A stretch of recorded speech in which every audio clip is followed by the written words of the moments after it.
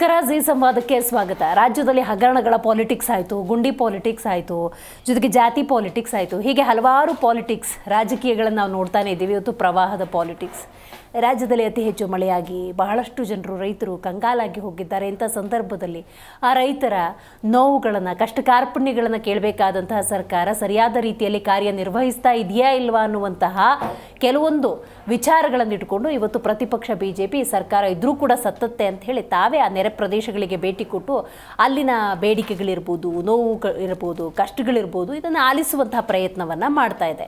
ಆದರೆ ಆಡಳಿತ ಸರ್ಕಾರ ಮಾಡಬೇಕಾದಂಥ ಜವಾಬ್ದಾರಿಯನ್ನು ಸರಿಯಾದ ರೀತಿಯಲ್ಲಿ ನಿಭಾಯಿಸ್ತಿದೆಯಾ ಅನ್ನುವಂಥ ಪ್ರಶ್ನೆ. ಯಾಕಂತ ಹೇಳಿದ್ರೆ ವೈಮಾನಿಕ ಸಮೀಕ್ಷೆಯನ್ನು ಸಿದ್ದರಾಮಯ್ಯನವರು ಒಂದು ಕಡೆ ಮಾಡ್ತಾ ಹೋಗ್ತಾ ಇದ್ದಾರೆ. ಜನರ ಕಷ್ಟ ಕಾರ್ಪಣ್ಯಗಳು ಅರಿತುಕೊಳ್ಬೇಕು ಅನ್ನೋದರ ನೀವು ಮೇಲ್ಗಡೆಯಿಂದ ಹಾರಿಕೊಂಡು ಕಣ್ಣಾಡಿಸ್ಬಿಟ್ರೆ ಸಾಕಾಗತ್ತಾ? ಅವರನ್ನು ನೇರವಾಗಿ ಭೇಟಿಯಾಗಿ ಅವರ ಕಷ್ಟ ಹೆಂಗಿದೆ, ಅವರ ಸುಖಗಳು ಹೆಂಗಿದೆ, ಅವರು ಇಷ್ಟು ಸಾಲ ಮಾಡ್ಕೊಂಡಿದ್ದಾರೆ, ಅವರ ನೋವು ಎಷ್ಟು, ಈ ರೀತಿ 1 to 1 ಮಾತಾಡಿದಾಗ ಅವರ ಕಷ್ಟಕ್ಕೊಂದು ಭರವಸೆ ಲಭ್ಯವಾದಂಗೆ ಆಗುತ್ತೆ. ಯಾಕಂತ ಹೇಳಿದ್ರೆ ಎಷ್ಟೋ ಸಂದರ್ಭದಲ್ಲಿ ತಾಲೂಕು ಮಟ್ಟದಲ್ಲಿರುವಂಥ ತಹಶೀಲ್ದಾರ್ನ, ಅಲ್ಲೇ ಇರುವಂಥ ಪೊಲೀಸ್ಗಳನ್ನು ಎಷ್ಟೋ ಸಂದರ್ಭದಲ್ಲಿ ಭೇಟಿಯಾಗೋದಕ್ಕಾಗೋದಿಲ್ಲ. ಅಂಥ ಸಂದರ್ಭದಲ್ಲಿ ತಮ್ಮೂರಿಗೆ ಮುಖ್ಯಮಂತ್ರಿ ಬಂದಿದ್ದಾರೆ, ನಮ್ಮ ಕಷ್ಟವನ್ನು ಆಲಿಸೋದಕ್ಕೆ ನಾವು ಆಯ್ಕೆ ಮಾಡಿದಂಥ ಜನನಾಯಕ ಇದ್ದಾನೆ ಅನ್ನುವಂತಹ ಭರವಸೆಯನ್ನೇ ಕೊಡದಿರುವಂಥ ಈ ಸರ್ಕಾರವನ್ನು ನಾವು ಆಯ್ಕೆ ಮಾಡಿದ್ದು ಸರಿಯಾ ಅಲ್ವಾ ಅನ್ನುವಂಥ ಗೊಂದಲದಲ್ಲಿ ಜನಸಾಮಾನ್ಯರಿದ್ದಾರೆ ಅನ್ನೋದು ವಿಪಕ್ಷದ ವಾದ. ಹಾಗಾಗಿ ಇವತ್ತು ಅದೇ ಪ್ರವಾಹದ ಪಾಲಿಟಿಕ್ಸ್ ಬಗ್ಗೆ ಡೀಟೇಲ್ ಆಗಿ ಮಾತಾಡ್ತಾ ಹೋಗೋಣ. ನಾನು ದಿವ್ಯಶ್ರೀ.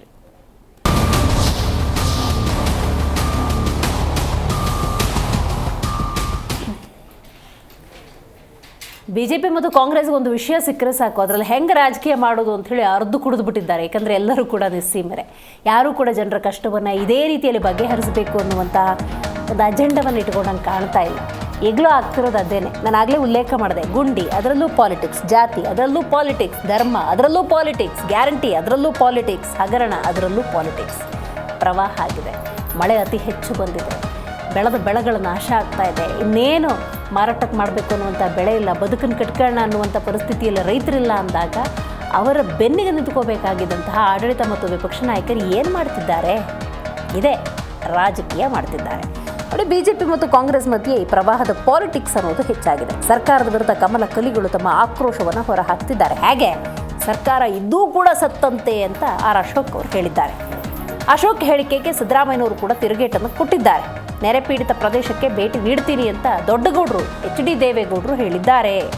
ನೋಡಿ, ಬೆಳಗಾವಿ, ವಿಜಯಪುರಕ್ಕೆ BJP ನಾಯಕರು ಭೇಟಿ ಕೊಟ್ಟಿದ್ದಾರೆ. ನೀವು ಮಾಡೋದಿಲ್ಲ, ನಾವಾದರೂ ಮಾಡ್ತೀವಿ, ವಿಪಕ್ಷದಲ್ಲಿ ನಮ್ಮ ಜವಾಬ್ದಾರಿ ದೊಡ್ಡದು ಅಂತ ಹೇಳಿ ಮೊನ್ನೆ ಗುಂಡಿ ಕೂಡ ಮುಚ್ತಾ ಇದ್ರು.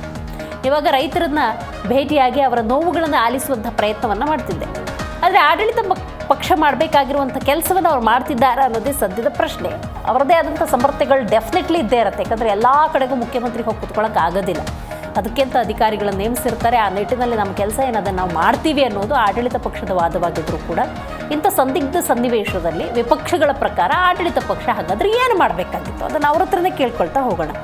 ಆದರೆ ಒಬ್ಬರನ್ನೊಬ್ಬರ ವ್ಯಕ್ತಿತ್ವವನ್ನು ತೇಜೋವಧೆ ಮಾಡೋದಕ್ಕೆ ಒಂದು ವಸ್ತು ಬೇಕಲ್ಲ, ಒಂದು ವಸ್ತು ವಿಷಯ ಬೇಕಲ್ಲ, ಅದು ಈ ಪ್ರವಾಹ ಪಾಲಿಟಿಕ್ಸ್. ಆಡಳಿತ ಮತ್ತು ವಿಪಕ್ಷಗಳು ಏನಿದ್ದಾವೆ ಅವು ತಮ್ಮನ್ನು ತಾವು ಈ ಮಟ್ಟಕ್ಕೆ ಇಳ್ಕೊಳ್ಳೋದಕ್ಕೆ ಒಂದು ವಸ್ತು ಬೇಕಾಗಿತ್ತು, ಆ ವಿಷಯ ಬೇಕಾಗಿತ್ತು. ಅದು ಈ ಮಳೆ ಕೂಡ ಆಗಿದೆ, ಪ್ರವಾಹ ಪರಿಸ್ಥಿತಿ ಆಗಿದೆ, ರೈತರ ಬದುಕು ಕೂಡ ಆಗಿದೆ. ರೈಟ್, ಇದಕ್ಕೆ ಸಂಬಂಧಪಟ್ಟಂತೆ ಹಲವರು ಮಾತಾಡಿದ್ದಾರೆ.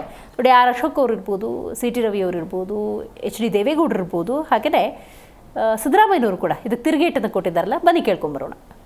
ಮುಖ್ಯಮಂತ್ರಿ ಈಗ ಮೊನ್ನೆ ನಮ್ಮ BJP ತಂಡದ ಘೋಷಣೆ ಆದಮೇಲೆ ನಾವು ಪ್ರವಾಸ ಮಾಡ್ತಾ ಇದ್ದೀರಿ ಅಂತ TP ಹೋದ್ಮೇಲೆ ಎಚ್ಚೆತ್ಕೊಂಡಿದ್ದಾರೆ ಸಿದ್ದರಾಮಯ್ಯ. ಮತ್ತೆ ಅವ್ರದ್ದು ಹಳೆ ಡೈಲಾಕು, ಸೇಮ್ ಡೈಲಾಕು ನೀವು ನೋಡಿ. ಇವತ್ತು ಏನು ಡೈಲಾಗ್ ಹೊಡಿತಾರ, ಇನ್ನು 5 ವರ್ಷ ಆದರೂ ಅದೇ ಡೈಲಾಕೆ ಹೊಡೆಯೋದು. ಕೇಂದ್ರ ಸರ್ಕಾರ ನೆರವಿಗೆ ಬರಬೇಕು, ಕೇಂದ್ರ ಸರ್ಕಾರ ನಮಗೆ ಸಹಾಯ ಮಾಡಬೇಕು, ಇದು ರೆಗ್ಯುಲರ್ ಡೈಲಾಗು. ನಾನು ಸಿದ್ದರಾಮಯ್ಯನವ್ರು ಕೇಳ್ತಾ ಇದ್ದೀನಿ, ನೀವು ಮೊದಲನೇ ಬಾರಿ ಮುಖ್ಯಮಂತ್ರಿ ಆಗಿದ್ದೀರಾ, ಕಳೆದ 20 ವರ್ಷದಿಂದ ಮಂತ್ರಿಯಾಗಿ ಕೆಲಸ ಮಾಡಿದ್ದೀರಾ. ಒಂದು ಸಾಮಾನ್ಯ ಜ್ಞಾನ ಬೇಕಲ್ಲ ನಿಮಗೆ, ಒಂದು ಕಾಮನ್ ಸೆನ್ಸ್ ಅಂತ ಬೇಕು. ಬೆಳೆ ಹಾನಿ ಏನಾಗಿದೆ ಅದರ ವರದಿ ತಗೊಬೇಕು ಫಸ್ಟು. ಕಳೆದ 1 ತಿಂಗಳಿಂದ ಆಗ್ತಾ ಇದೆ. ವರದಿ ತಗೊಂಡು ಯಾವ್ಯಾವ ಜಿಲ್ಲೆ, ಯಾವ್ಯಾವ ತಾಲೂಕು, ಯಾವ ಬೆಳೆ ಹಾನಿಗೆ, ಎಷ್ಟು ರಸ್ತೆ ಹಾಳಾಗಿದೆ, ಎಷ್ಟು ಹಾಸ್ಪಿಟ್ಲ್ಗಳು ಮುಳುಗೋಗಿದೆ, ಎಷ್ಟು ಅಂಗನವಾಡಿ ಕೇಂದ್ರ ಹಾಳಾಗಿದೆ, ಶಾಲೆಗಳು ಹಾಳಾಗಿದೆ, ಇದ್ರ ಬಗ್ಗೆ ನಿಮ್ಮ ಹತ್ರ ಮಾಹಿತಿ ಏನಿದೆ? ಇದೆಲ್ಲ ತಗೊಂಡು ಮುಖ್ಯಮಂತ್ರಿಗಳು ಕೃಷಿ ಸಚಿವರನ್ನ ಭೇಟಿ ಮಾಡಬೇಕು ಮೊದಲು, ಅದಾದಮೇಲೆ ಗೃಹ ಸಚಿವರನ್ನ ಭೇಟಿ ಮಾಡಿ, ನೀವು ಕೂಡಲೇ ಕರ್ನಾಟಕದಲ್ಲಿ ದೊಡ್ಡ ಅನಾಹುತ ಆಗಿದೆ, ಕೂಡಲೇ ಅಲ್ಲಿಗೆ ತಂಡವನ್ನು ಕಳಿಸ್ಕೊಡಿ, ಸಮೀಕ್ಷೆ ಮಾಡಿ, ನಮಗೆ ನ್ಯಾಯ ಕೊಡಿ ಅನ್ನೋ ಮಾತು ಹೇಳಬೇಕಾಯ್ತು. ಇದುವರೆಗೂ ಹೇಳಿದಾರ? ಕುಂಭಕರ್ಣ ನಿದ್ದೆಯಲ್ಲಿದ್ದಾರೆ. ಯಾವುದಾದ್ರೂ ಮಂತ್ರಿಗಳು ಕಳೆದ 1 ತಿಂಗಳಿಂದ ಇಡೀ ಒಂದು ತಂಡ ಮಾಡ್ಕೊಂಡು, ಈಗ ನಾವು ತಂಡ ಮಾಡಿ ಹೊರಟಿದ್ದೀರಿ, 2 ತಂಡದಲ್ಲಿ ನಾವು ರಾಜ್ಯ ಅಧ್ಯಕ್ಷರಾದಂಥ ವಿಜಯೇಂದ್ರ ಅವರು ನಾವು ಎಲ್ಲ ಹೊರಟಿದ್ದೀರಿ. ಈ ಥರ ಇಡೀ ರಾಜ್ಯದಲ್ಲಿ ಮುಖ್ಯಮಂತ್ರಿಗಳು ಒಂದು ಸಭೆ ಕರೆದು, 1 ತಿಂಗಳು ಮುಂಚೆನೆ ಸಭೆ ಕರೆದು, ನೋಡಪ್ಪ ಈ ಜಿಲ್ಲೆಯಲ್ಲಿ ನೀವೇ ರೆಸ್ಪಾನ್ಸಿಬಿಲಿಟಿ, ಈ ಏನಾದರೂ ತೊಂದರೆ ಆದರೆ ನಿಮ್ಮನ್ನೇ ಟಾರ್ಗೆಟ್ ಮಾಡ್ತೀನಿ ಅಂತೇಳಿ ಮಂತ್ರಿಗಳಿಗೆ ಟಾಸ್ಕ್ ಕೊಟ್ಟು ಕಳಿಸಿದ್ರೆ ಈ ಅನಾಹುತಗಳಾಗ್ತಾನೆ ಇರಲಿಲ್ಲ. ಲಕ್ಷಾಂತರ ಹೆಕ್ಟೇರ್ಗಳಲ್ಲಿ ಬೆಳೆ ಹಾನಿಯಾಗಿ ಮನೆ ಕಳ್ಕೊಂಡು, ಜಾನುವಾರುಗಳನ್ನು ಕಳ್ಕೊಂಡು, ಜೀವ ಕಳ್ಕೊಂಡು ಸಂಕಷ್ಟದಲ್ಲಿದ್ದಾರೆ. ಬಹುತೇಕ ಜಿಲ್ಲೆಗಳಲ್ಲಿ ಸರ್ಕಾರ ಮತ್ತು ಮಂತ್ರಿಗಳು ಸಂವೇದನೆ ಕಳ್ಕೊಂಡಿದ್ದಾರೆ. ಈಗ ಬೆಳಗಾಂ ಜಿಲ್ಲೆನೇ ತಗೊಳ್ಳಿ, ಮಂತ್ರಿಗಳಿಗೆ ಜನರ ಸಂಕಷ್ಟಕ್ಕಿಂತ ಚುನಾವಣೆಯ ಪ್ರತಿಷ್ಠೆಯೇ ದೊಡ್ಡದಾಗಿದೆ. ಆ ಚುನಾವಣೆಯ ಒಳಗೆ ಮುಳುಗಿದ್ರೆ ಹೊರತು ಸಹಕಾರಿ ಕ್ಷೇತ್ರದ ಚುನಾವಣೆಯಲ್ಲಿ ಜನರ ಸಂಕಷ್ಟವನ್ನು ಕೇಳಬೇಕು ಅನ್ನುವಂಥ ಸಂವೇದನೆ ಅವರಿಗಿರಲಿಲ್ಲ. ಈಗಲಾದರೂ ಸಂವೇದನೆ ತೋರಿಸಿ. ರಾಜ್ಯದಲ್ಲಿ ಏನಾಗ್ತಾ ಇದೆ, ಈ ರೈತರ ಸಂಕಷ್ಟವಿಲ್ಲ ಸಂದರ್ಭದಲ್ಲಿ ನಾನು ಮುಖ್ಯಮಂತ್ರಿ,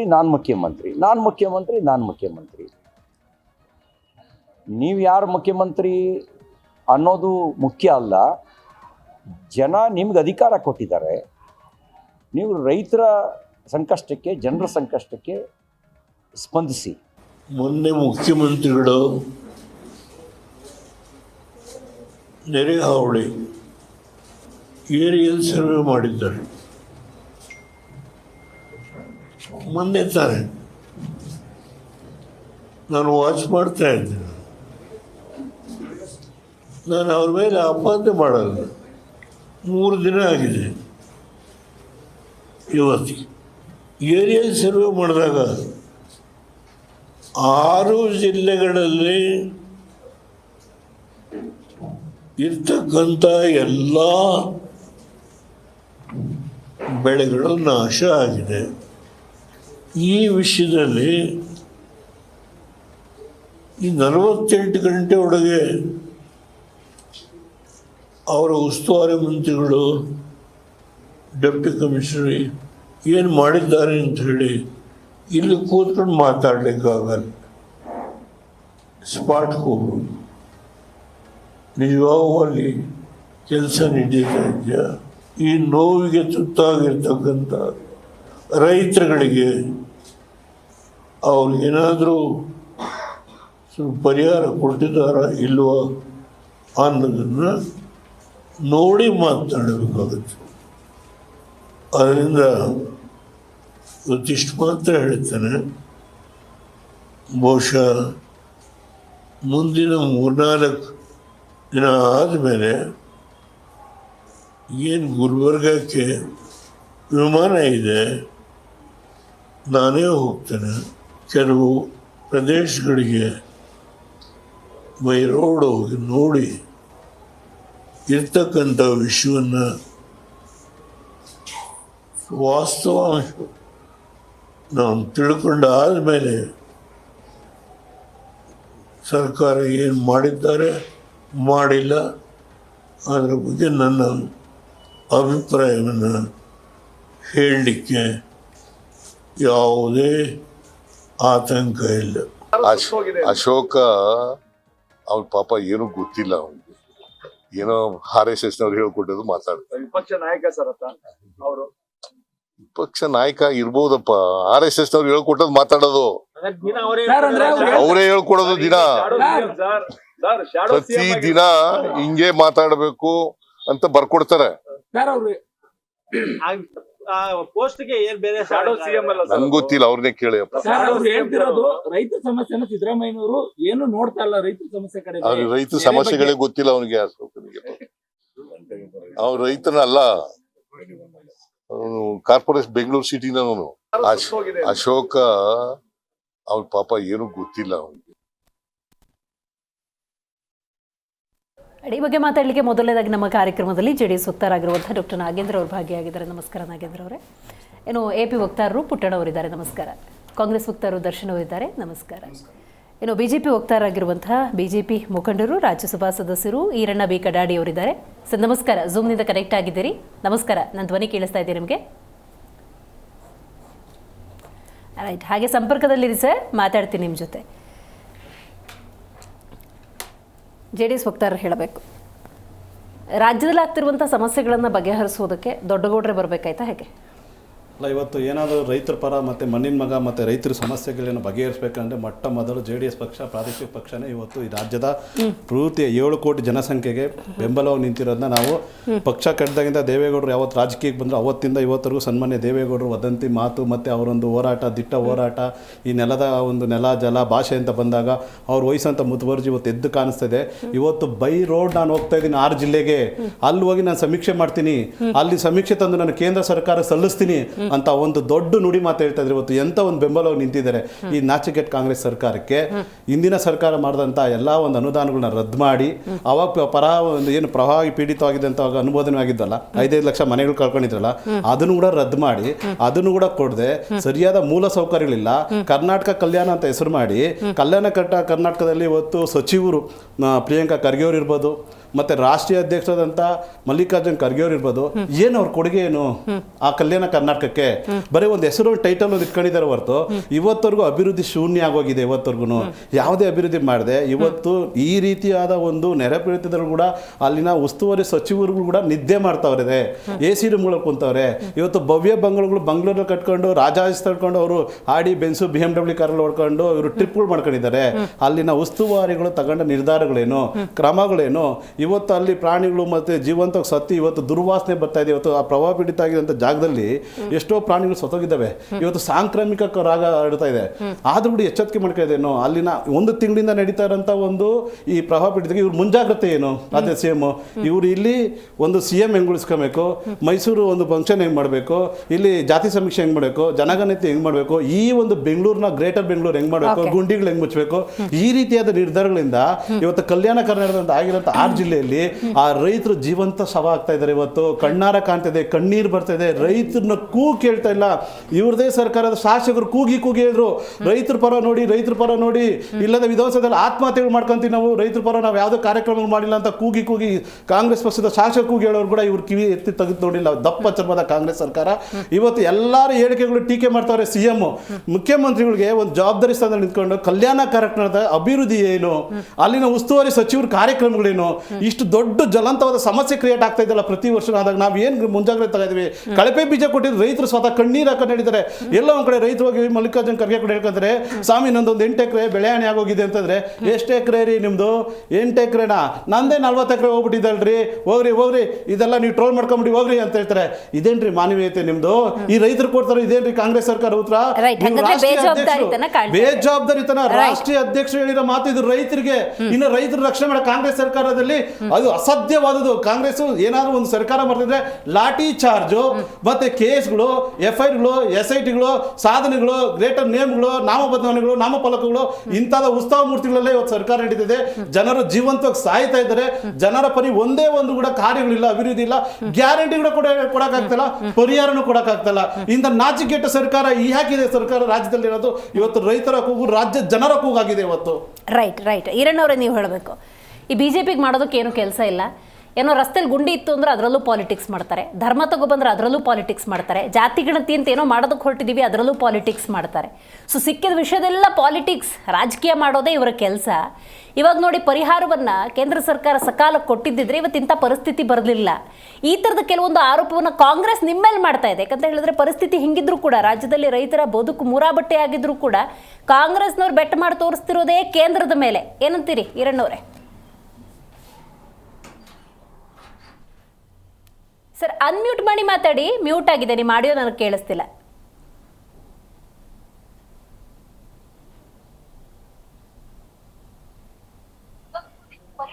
ಮಾತಾಡಿ ಸರ್, ಕಂಟಿನ್ಯೂ ಮಾಡಿ. ಹಾ, ಒಂದು, ನಾನು ಈಗ ತಾನೇ ನಿಮ್ಮ ಜಿ ಕನ್ನಡ ನ್ಯೂಸ್ ನಲ್ಲಿ ಮುಖ್ಯಮಂತ್ರಿಗಳ ಹೇಳಿಕೆಯನ್ನ ನಾನು ಗಮನಿಸಿದೆ. ಎಷ್ಟು ಜವಾಬ್ದಾರಿ ಸ್ಥಾನದಲ್ಲಿ ಇರ್ತಕ್ಕಂತ ಸನ್ಮಾನ್ಯ ಮುಖ್ಯಮಂತ್ರಿಗಳು ವಿರೋಧ ಪಕ್ಷದ ನಾಯಕರ ಬಗ್ಗೆ ಎಷ್ಟೊಂದು ಉಡಾಫೆಯಾಗಿ ಮಾತನಾಡಿದರು ಅಂತದನ್ನ ಕೇಳಿ ಅವ್ರು ಎಷ್ಟು ಹತಾಶರಾಗಿದ್ದಾರೆ ಅನ್ನುವಂಥದ್ದನ್ನು ತೋರಿಸಿಕೊಡ್ತದೆ. ಒಬ್ಬ ಜವಾಬ್ದಾರಿಯುತ ವಿರೋಧ ಪಕ್ಷದ ನಾಯಕರಾಗಿ ಅವರು ಬೆಳಗಾವಿಗೆ ಇವತ್ತು ಪ್ರವಾಹ ಸಂತ್ರಸ್ತರು ಮತ್ತು ಅತಿವೃಷ್ಟಿ ಪ್ರದೇಶಗಳಿಗೆ ಭೇಟಿ ಕೊಡುವಂತ ಕಾರ್ಯಕ್ರಮವನ್ನು ಅವ್ರು ಮಾಡಿದ್ದಾರೆ. ಅಲ್ಲಿ ಅವರು ಹೇಳಿಕೆಗಳನ್ನ ಕೊಟ್ಟಿದ್ದಾರೆ. ನಾನು ಮುಖ್ಯಮಂತ್ರಿಗಳಿಗೆ ಕೇಳಲಿಕ್ಕೆ ಬಯಸ್ತೇನೆ, ಮಳೆ ನಿನ್ನೆ ಹಿಂದೆ ಬಂದಿಲ್ಲ. ಕಳೆದ 1 ತಿಂಗಳಿನಿಂದ ರಾಜ್ಯದಲ್ಲಿ ಧಾರಾಕಾರ ಮಳೆ ಸುರಿದು ಬಹಳ ದೊಡ್ಡ ಪ್ರಮಾಣದ ಹಾನಿಯಾಗಿದೆ. ಮಹಾರಾಷ್ಟ್ರದ ಘಟ್ಟ ಪ್ರದೇಶದಲ್ಲಿ ಮಳೆ ಆಗುವ ಮುಖಾಂತರ ಕೃಷ್ಣಾ ನದಿ ಇರ್ಬೋದು, ಘಟಪ್ರಭಾ ಇರ್ಬೋದು, ಭೀಮಾ ಇರ್ಬೋದು, ಆ ಎಲ್ಲ ನದಿಗಳು ಮಹಾಪೂರ ಬಂದು ಆ ನದಿ ಪಾತ್ರದಲ್ಲಿರ್ತಕ್ಕಂತ ಅನೇಕ ರೈತರ, ಲಕ್ಷಾಂತರ ರೈತರ ಜಮೀನು ಇವತ್ತು ನೀರಲ್ಲಿ ನಿಂತು ಹೋಗಿದೆ. ಕೇವಲ ಬೆಳಗಾವಿ ಒಂದೇ ಜಿಲ್ಲೆಯಲ್ಲಿ 1 ಲಕ್ಷ ಹೆಕ್ಟೇರ್ ಪ್ರದೇಶ ಇವತ್ತು ಬೆಳೆ ಹಾನಿಗೊಳಪಟ್ಟಿದೆ. ನೀರಾವರಿಗೆ ಸಂಬಂಧಪಟ್ಟಂತದ್ದು, ಮಳೆ ಮತ್ತು ಪ್ರವಾಹಕ್ಕೆ ಸಂಬಂಧಪಟ್ಟಂತೆ 1 ಲಕ್ಷ ಹೆಕ್ಟೇರ್ ಏನು ಮಳೆ ಹಾನಿಯಾಗಿದೆ, ಬೆಳೆ ಹಾನಿಯಾಗಿದೆ. ಆ ಜಿಲ್ಲೆಗೆ ಮುಖ್ಯಮಂತ್ರಿಗಳು ನಾಳೆ ಬರೋರಿದ್ದಾರೆ. ಬರೋದಕ್ಕಿಂತ ಮುಂಚೆ ಅವ್ರು ಇದನ್ನ ಅಧ್ಯಯನ ಮಾಡಿ ರೈತರಿಗೆ ಒಂದಿಷ್ಟಾದ್ರೂ ಪರಿಹಾರ ಕೊಟ್ಟು ಬಂದಿದ್ರೆ ನಾನು ಮುಖ್ಯಮಂತ್ರಿಗಳಿಗೆ ಅಭಿನಂದನೆ ಹೇಳ್ತಾ ಇದ್ದೆ. ಅವ್ರು ಬರ್ತಾ ಇಲ್ಲ. ಕೇವಲ ಯಾವುದೇ ಒಂದು ಅವಧಿಯಲ್ಲಿ ಆದಂತ ಡೆವಲಪ್ಮೆಂಟ್ ಕಾರ್ಯದ ಉದ್ಘಾಟನೆಯನ್ನ ಇವತ್ತು ಅವ್ರು ಮಾಡ್ಲಿಕ್ಕೆ ಬೆಳಗಾವಿಗೆ ಬರ್ತಾ ಇದ್ರು. ಹೋಗ್ಲಿ, ಬೆಳಗಾವಿ ಬಂದ ಮೇಲಾದ್ರೂ ಆ ಪ್ರವಾಹ ಪೀಡಿತ ಅಥವಾ ಅತಿವೃಷ್ಟಿ ಆದಂತ ಪ್ರದೇಶಗಳಿಗೆ, ಬೆಳೆ ಹಾನಿಯಾದಂತ ಪ್ರದೇಶಗಳಿಗೆ ಭೇಟಿಯಾಗಿ ರೈತರನ್ನ ಮಾತಾಡಿಸ್ತಾನೆ ಅಂತ ನೋಡಿದ್ರೆ ಅವ್ರ ಟಿಪಿಯಲ್ಲಿ ಅದರ ವಿವರ ಇಲ್ಲ. ಅಂದ್ರೆ ಇದೇನ್ ತೋರ್ತದೆ, ಇಡೀ ದೇಶದಲ್ಲಿ ಕರ್ನಾಟಕ ಅತ್ಯಂತ ಹೆಚ್ಚು ರೈತರ ಆತ್ಮಹತ್ಯೆ ಮಾಡ್ಕೊಂಡಂತ ರಾಜ್ಯ ಅನ್ನುವಂತ ಆತಂಕಕಾರಿ ವರದಿಯನ್ನ ಕೇಂದ್ರ ಸರ್ಕಾರ ಈ ಕಳೆದ 2 ದಿನಗಳ ಹಿಂದೆ ಕೊಟ್ಟಿರುವಂತದ್ದು ನಾವು ಗಮನಿಸ್ತೀವಿ. ಇತ್ತೀಚೆಗೆ ಸನ್ಮಾನ್ಯ ಮುಖ್ಯಮಂತ್ರಿಗಳು ಆ ಕಲ್ಯಾಣ ಕರ್ನಾಟಕ ಪ್ರದೇಶಕ್ಕೆ ವೈಮಾನಿಕ ಸಮೀಕ್ಷೆಯನ್ನು ಮಾಡಿದ್ರು. ನನಗನ್ನಿಸ್ತದ ವೈಮಾನಿಕ ಸಮೀಕ್ಷೆ ಮಾಡೋದ್ರಿಂದ ಇವರಿಗೆ ಸಮಸ್ಯೆಯ ತೀವ್ರತೆ, ಅದರ ಗಂಭೀರತೆ ಅರ್ಥ ಆಗೋದಿಲ್ಲ. ರಸ್ತೆ ಮುಖಾಂತರ ಹೋಗ್ಬೇಕು, ಅಲ್ಲಲ್ಲಿ ರೈತರನ್ನ ಭೇಟಿ ಆಗ್ಬೇಕು, ಅವ್ರಿಗೆ ಯಾವ ರೀತಿ ತೊಂದರೆ ಆಗಿದೆ ಅನ್ನೋದು ಅದನ್ನ ಕೇಳಬೇಕು ಮತ್ತು ತಕ್ಷಣ ಪರಿಹಾರದ ಕಾರ್ಯಗಳನ್ನ ಮುಖ್ಯಮಂತ್ರಿಗಳು ಕೈಗೊಳ್ಬೇಕು.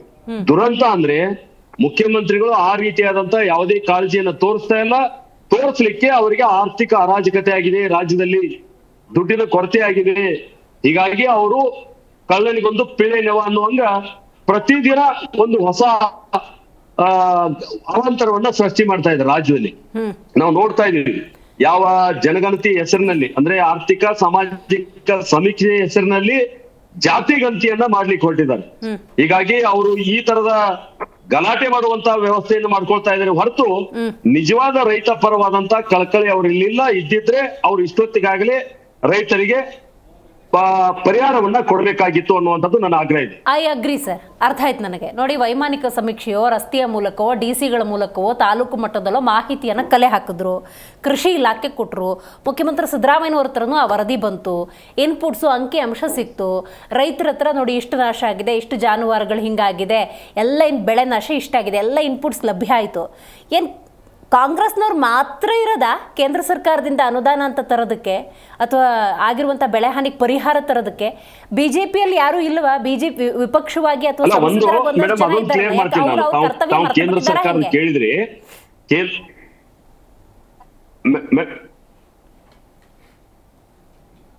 ಹೇಳಿ ಸರ್. ಅಲ್ಲ, ಒಂದು ತಾವೇನು ಕೇಂದ್ರ ಸರ್ಕಾರದ ಹೆಸರನ್ನ ಪ್ರಸ್ತಾಪ ಮಾಡಿದ್ರಿ, ನಾನು ಸ್ಪಷ್ಟಪಡಿಸ್ಲಿಕ್ಕೆ ಬಯಸ್ತೇನೆ. NDRF ಏನ್ ಗೈಡ್ಲೈನ್ಸ್ ಇದೆ, ಯಾವುದೇ ರಾಜ್ಯ ಸರ್ಕಾರ ತನ್ನ ರಾಜ್ಯದಲ್ಲಿ ಈ ರೀತಿ ಪ್ರಕೃತಿ ವಿಕೋಪಗಳಾದಾಗ, ಅದು ಅತಿವೃಷ್ಟಿ ಇರ್ಲಿ, ಅನಾವೃಷ್ಟಿ ಇರ್ಲಿ, ಪ್ರವಾಹ ಇರ್ಲಿ, ಯಾವುದೇ ಆದಂತಹ ಸಂದರ್ಭದಲ್ಲಿ NDRF ಗೈಡ್ಲೈನ್ಸ್ ಪ್ರಕಾರ ಅವರು ರಾಜ್ಯದಲ್ಲಿ ಪರಿಹಾರ ಕಾರ್ಯಕ್ರಮಗಳನ್ನ ಹಾಕೊಳ್ಬೇಕಾಗ್ತದೆ.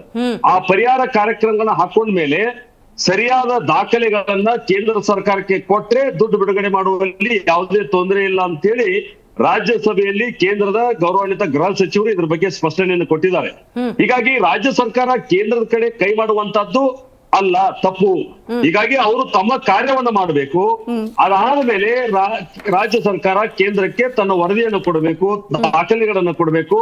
ಅವಾಗ ಹಣ ತಾನಾಗೆ ಬಿಡುಗಡೆ ಆಗ್ತದೆ. ಈ ವ್ಯವಸ್ಥೆಯನ್ನ ಮರೆಮಾಚಿ ಕೇಂದ್ರ ಕೊಡ್ತಾ ಇಲ್ಲ. ಈ ಎಂಪಿಗಳು ವಿರೋಧ ಪಕ್ಷ ನಾಯಕರು ನಮ್ಗೆ ಕೊಡಿಸ್ಬೇಕು ಅನ್ನುವಂಥದ್ದು ಎಷ್ಟು ಸರಿ? ಮತ್ ನಾನ್ ಕೇಳಲಿಕ್ಕೆ ಬಯಸ್ತೇನೆ, ರಾಜ್ಯದಲ್ಲಿ ಆಗಿರ್ತಕ್ಕಂತ ಮಳೆ ವಿವರವನ್ನ, ಪ್ರವಾಹದ ವಿವರವನ್ನ ನೀವೇನಾದ್ರೂ ಕೇಂದ್ರ ಸರ್ಕಾರ ಕಳಿಸ್ಕೊಟ್ಟಿದ್ದೀರಾ? ಅಥವಾ ನಿಮ್ಮದೇ ಸಚಿವರು, ಕೃಷಿ ಸಚಿವರು ಇರ್ಬೋದು, ಯಾರು ಕಂದಾಯ ಸಚಿವರು ಇರ್ಬೋದು, ಅಥವಾ ಮುಖ್ಯಮಂತ್ರಿಗಳಿರ್ಬೋದು, ಕೇಂದ್ರದ ಯಾವ್ದಾದ್ರು ಸಚಿವರನ್ನ ಇದಕ್ಕೆ ಸಂಬಂಧಪಟ್ಟಂತೆ ನೀವು ಭೇಟಿಯಾಗಿದ್ದೀರಾ? ಪ್ರಧಾನಿಗಳನ್ನ ಭೇಟಿ ಆಗ್ಲಿಕ್ಕೆ ಏನಾದ್ರು ಸಮಯ ಕೇಳಿದಿರಾ? ಇದನ್ನೇನು ಮಾಡ್ಲಿಲ್ಲ. ಕೇವಲ ನೀವು ಮೀಡಿಯಾಗಳ ಮುಂದೆ ಹೋಗಿ ನೀವು ಬಿಜೆಪಿ ಎಂಪಿಗಳು ಕೇಳಿಲ್ಲ ಅಂತಂದ್ರೆ, ಎಂಪಿಗಳೇ ಕೇಳಿ ಕೆಲಸ ಮಾಡೋದಾದ್ರೆ ರಾಜ್ಯ ಸರ್ಕಾರದ ಜವಾಬ್ದಾರಿ ಏನು? ಈ ಒಕ್ಕೂಟ ವ್ಯವಸ್ಥೆಯಲ್ಲಿ ರಾಜ್ಯ ಸರ್ಕಾರಕ್ಕೆ ಅವ್ರದೇ ಆದಂತ ಜವಾಬ್ದಾರಿ ಇದೆ. ಹೀಗಾಗಿ ಅವ್ರು ಮಾಡ್ಬೇಕಾಗ್ತದೆ. ಆ ಕಾರ್ಯವನ್ನು ಅವ್ರು ಮಾಡ್ಲಿ. ಒಂದ್ ವೇಳೆ ಅಲ್ಲೇನಾದ್ರೂ ಹಿಂದುಳಿದ್ರೆ ಅದನ್ನ ನಾವು ಫಾಲೋ ಅಪ್ ಮಾಡ್ಲಿಕ್ಕೆ ನಾವು ಸಿದ್ಧರಿದ್ದೀವಿ. ರೈಟ್ ಸರ್, ಹಾಗೆ ಸಂಪರ್ಕದಲ್ಲಿ ನಿಮ್ಮ ಜೊತೆ ನಾನು ಮಾತಾಡ್ತೀನಿ. ಕಾಂಗ್ರೆಸ್ ವಕ್ತಾರ ಇದಕ್ಕೆ ಉತ್ತರ ಕೊಡಬೇಕು. ಆರ್ ಅಶೋಕ್ ಅವರು ಆಡಳಿತ ಹೆಂಗೆ ಮಾಡಿದ್ರೆ ಪರಿಹಾರ ಅನ್ನೋದು ದಕ್ಕತ್ತೆ ಸಿಕ್ಕತ್ತೆ ಅನ್ನೋದನ್ನು ಹೇಳ್ಕೊಡೋ ಮಟ್ಟಕ್ಕೆ ನಿಷ್ಕ್ರಿಯತೆ ಅನ್ನೋದಿದೆಯಾ ಸರ್ಕಾರದಲ್ಲಿ? ಈಗ ಆರ್ ಅಶೋಕ್ ಅವರು ಅವರ ಆಳ್ವಿಕೆ ಇದ್ದಾಗ ಅವರ ಆಡಳಿತ ನೋಡಿ ಇವತ್ತು 64ಕ್ಕೆ ಬಂದು ತಲುಪಿರ್ತಕ್ಕಂಥದ್ದು ಆ ಪಕ್ಷದ ಪರಿಸ್ಥಿತಿ. ನಾನು ಆ ಹಿರಿಯರ ಬಗ್ಗೆ ಮಾತಾಡೋದಕ್ಕೆ ಹೋಗಲ್ಲ. ಮೇಡಮ್, ಸೆಪ್ಟೆಂಬರ್ 17ನೇ ತಾರೀಕು ಮೊದಲ ಬಾರಿಗೆ ಮಾನ್ಯ ಮುಖ್ಯಮಂತ್ರಿಗಳು ಏನು ನೆರೆ ಬಂದಿರತಕ್ಕಂಥ ಪ್ರದೇಶಗಳಿಗೆ ಭೇಟಿ ಮಾಡಿ ಅಲ್ಲಿನ ರೈತರುಗಳನ್ನ ಮುಖಾಮುಖಿಯಾಗಿ ಭೇಟಿಯಾಗಿ ಅವರ ಸಮಸ್ಯೆಗಳನ್ನ ಆಲಿಸಿದ್ರು. ಇನ್ನು ಮೊನ್ನೆ ಸಹ ಹೋಗಿ ಅಲ್ಲಿ ಸಮಸ್ಯೆಗಳನ್ನ ಆಲಿಸುವಂಥ ಕೆಲಸವನ್ನು ಮಾಡಿದ್ರು. ಯಾವಾಗ, ಎಲ್ಲಿ? ವೈಮಾನಿಕ ಸಮೀಕ್ಷೆ ಮಾಡಿ DC ಅವ್ರ ಜೊತೆ ಎಲ್ಲ ಮೀಟಿಂಗ್ ಮಾಡಿದ್ದಾರೆ. ವಿಮಾನದಿಂದ ರೈತರ ಒಂದ್ ನಿಮಿಷ ಸರ್, ಒಂದ್ ನಿಮಿಷ ಮೇಡಮ್, ಪ್ರಿಯಾಂಕ್ ಖರ್ಗೆ ಅವರು ಅಲ್ಲೇ ಮೊಕ್ಕಂ ಹೂಡಿ ಆ ಜನಗಳ ಜೊತೆ ಆ ನೀರಿನೊಳಗಡೆ, ಯಾಕೆಂದ್ರೆ ಆ ಪರಿಸ್ಥಿತಿ ಹಂಗಿರ್ತದೆ ನಾನು ಕಣ್ಣಾರೆ ಕಂಡಿದ್ದೀನಿ. ಅದು ಕೊಡಗಿನಲ್ಲಾದಾಗ ಅಲ್ಲಿಗೆ ನಾವು ಹೋಗಿ ಗೊತ್ತು, ರೋಣದಲ್ಲಾದಾಗ ನನಗೆ ಹೋಗಿ ಅಲ್ಲಿನ ಅನುಭವಗಳು ಗೊತ್ತಿದೆ. ಸೊ ಆ ಕಷ್ಟ ಏನಿರ್ತದೆ ಅಂತ. ಮೇಡಮ್, ಇವಾಗ ನಮ್ಮ ಸರ್ಕಾರ ಏನ್ ಮಾಡಿದೆ ಅನ್ನೋದಕ್ಕೂ ಉತ್ತರ ಬೇಕಲ್ಲ ಮೇಡಮ್. ಒಟ್ಟು ಕುಷ್ಕಿ ಜಮೀನು, ಒಟ್ಟು ಬೆಳೆ ಹಾನಿಯಾಗಿರ್ತಕ್ಕಂಥದ್ದು 9,60,578 ಹೆಕ್ಟೇರ್ ಪ್ರದೇಶ ನೆರೆನಲ್ಲಿ ಹಾನಿಯಾಗಿರ್ತಕ್ಕಂಥ ಒಟ್ಟು ಜಮೀನು. ಕುಷ್ಕಿ ಜಮೀನಿಗೆ NDRF ಗೈಡ್ಲೈನ್ಸ್ ಜೊತೆಗೆ ಅದು 8,500 ರೂಪಾಯಿ ಹೆಕ್ಟೇರಿಗೆ ಪ್ಲಸ್ ರಾಜ್ಯ ಸರ್ಕಾರ 8,500 ಸೇರಿಸಿ ಒಟ್ಟು 17,000 ಪರಿಹಾರ ಘೋಷಣೆಯನ್ನ ಮಾಡಿದೆ.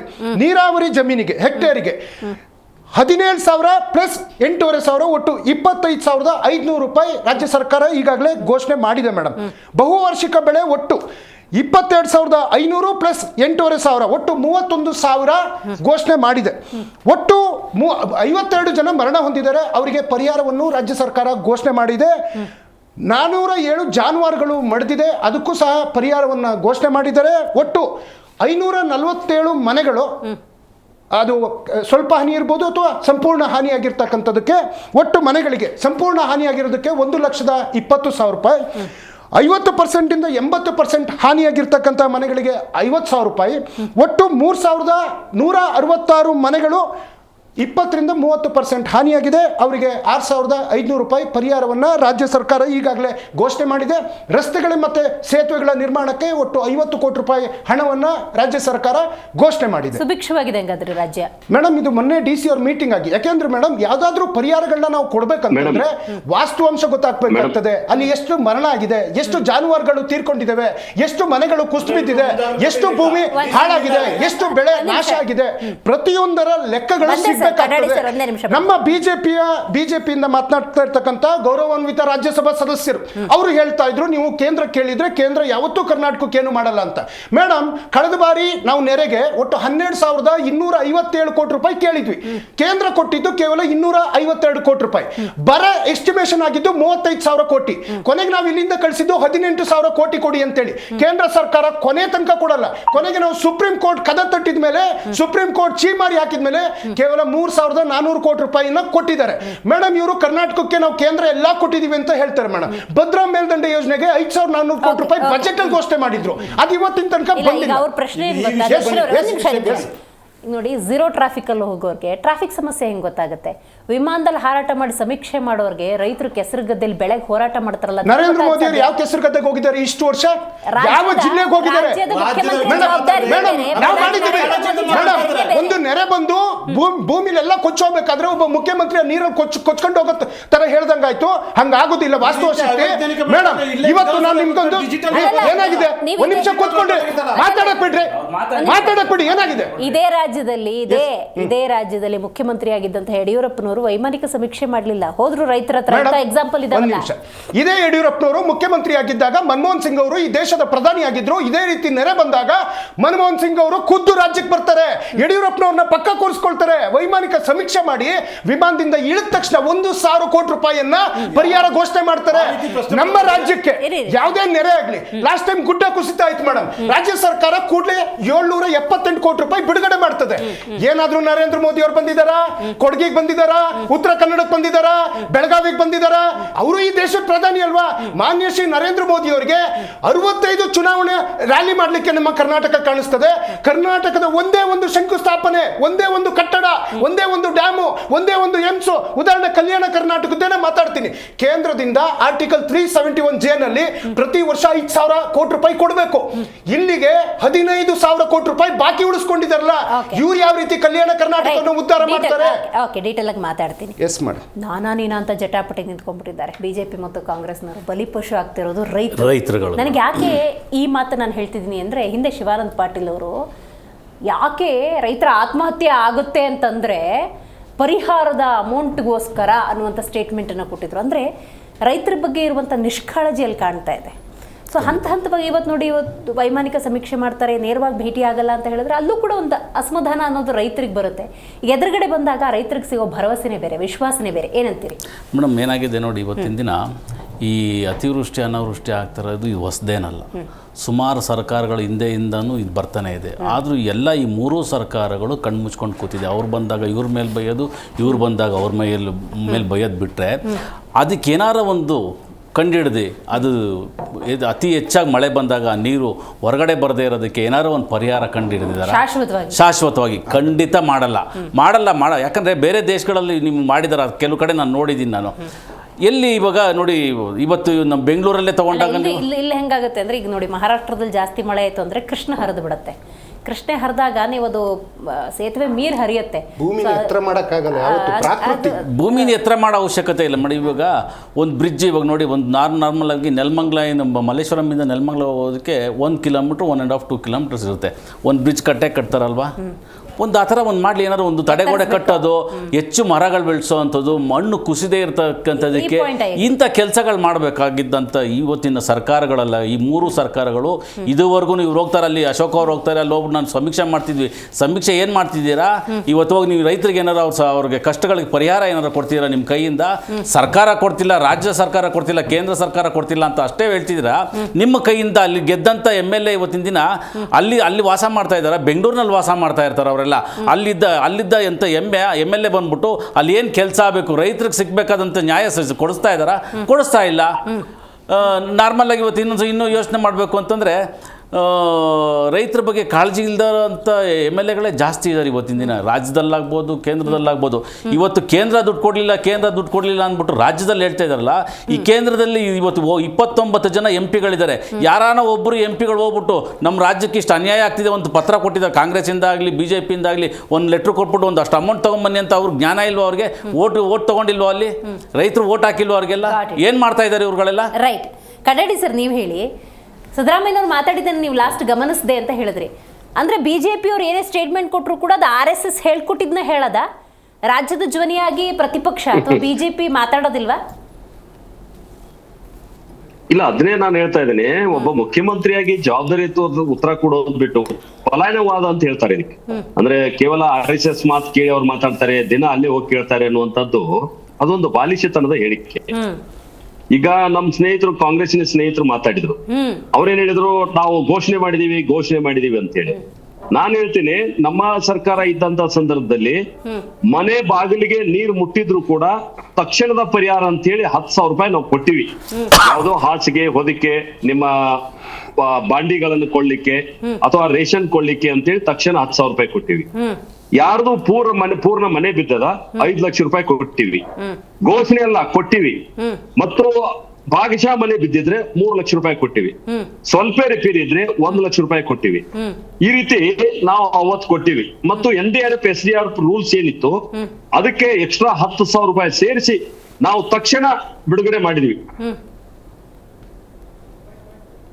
ರೈಟ್ ಸರ್, ಇನ್ ಡೀಟೇಲ್ ಆಗಿ ನಿಮ್ಮ ಜೊತೆ ನಾನು ಮಾತಾಡ್ತೀನಿ. ಸಂಪರ್ಕ ಕಡಿತಗೊಂಡಿದೆ. ಒಟ್ಟಾರೆ ನೀವು ನೋಡ್ತಾ ಇದ್ದೀರಿ, ನಾವು ಕೊಟ್ಟಿದ್ದೀವಿ ಅಂತ. BJPಯವ್ರು ನಮ್ಮ ಅವಧಿಯಲ್ಲಿ ನಾವೆಲ್ಲ ಕೆಲಸ ಮಾಡಿದ್ದೀವಿ, ಆದರೆ ಆಡಳಿತ ಸರ್ಕಾರ ಕಾಂಗ್ರೆಸ್ ಏನು ಮಾಡ್ತಾ ಇದೆ? ವೈಮಾನಿಕ ಸಮೀಕ್ಷೆ ಮಾಡಿಬಿಟ್ರೆ ರೈತರನ್ನು ನೇರವಾಗಿ ಭೇಟಿ ಮಾಡೋದಕ್ಕೆ ಸಾಧ್ಯನಾ? ಅವರ ಕಷ್ಟವನ್ನು ಆಲಿಸೋದಕ್ಕೆ ಸಾಧ್ಯವ? ಈ ರೀತಿ ಒಂದಷ್ಟು ಆರೋಪಗಳ ನಡುವೆ ಕರ್ನಾಟಕ ಕಾಂಗ್ರೆಸ್ ನಾವು ಏನು ಮಾಡಬೇಕು ಅದೆಲ್ಲವನ್ನ ಮಾಡ್ತಾ ಇದ್ದೀವಿ. ಇದ್ದಿದ್ದ ಕಡೆಗೆಲ್ಲ ಮುಖ್ಯಮಂತ್ರಿಗಳು ಸಂಚಾರ ಮಾಡೋದಕ್ಕೆ ಸಾಧ್ಯ ಇಲ್ಲ. ಅಲ್ಲಲ್ಲಿ ಅಧಿಕಾರಿಗಳನ್ನು ನೇಮಿಸಿ ಸಂಪೂರ್ಣ ಮಾಹಿತಿಯನ್ನು ಕಲೆ ಹಾಕಿ ಏನೇನು ಪರಿಹಾರ ಬೇಕೋ ಅದೆಲ್ಲವನ್ನು ಒದಗಿಸುವಂಥ ಕೆಲಸ ಮಾಡ್ತೀವಿ.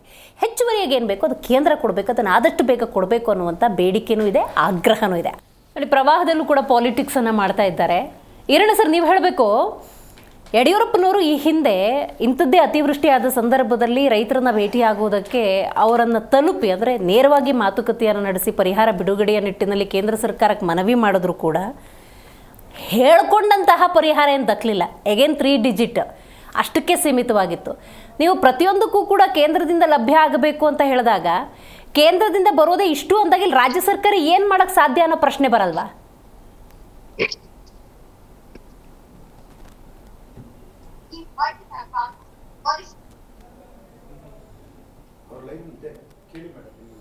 ಈರಣ್ಣ ಸರ್, ನನ್ನ ವಾಯ್ಸ್ ಕೇಳಿಸ್ತಾ ಇದೆಯಾ ನಿಮಗೆ?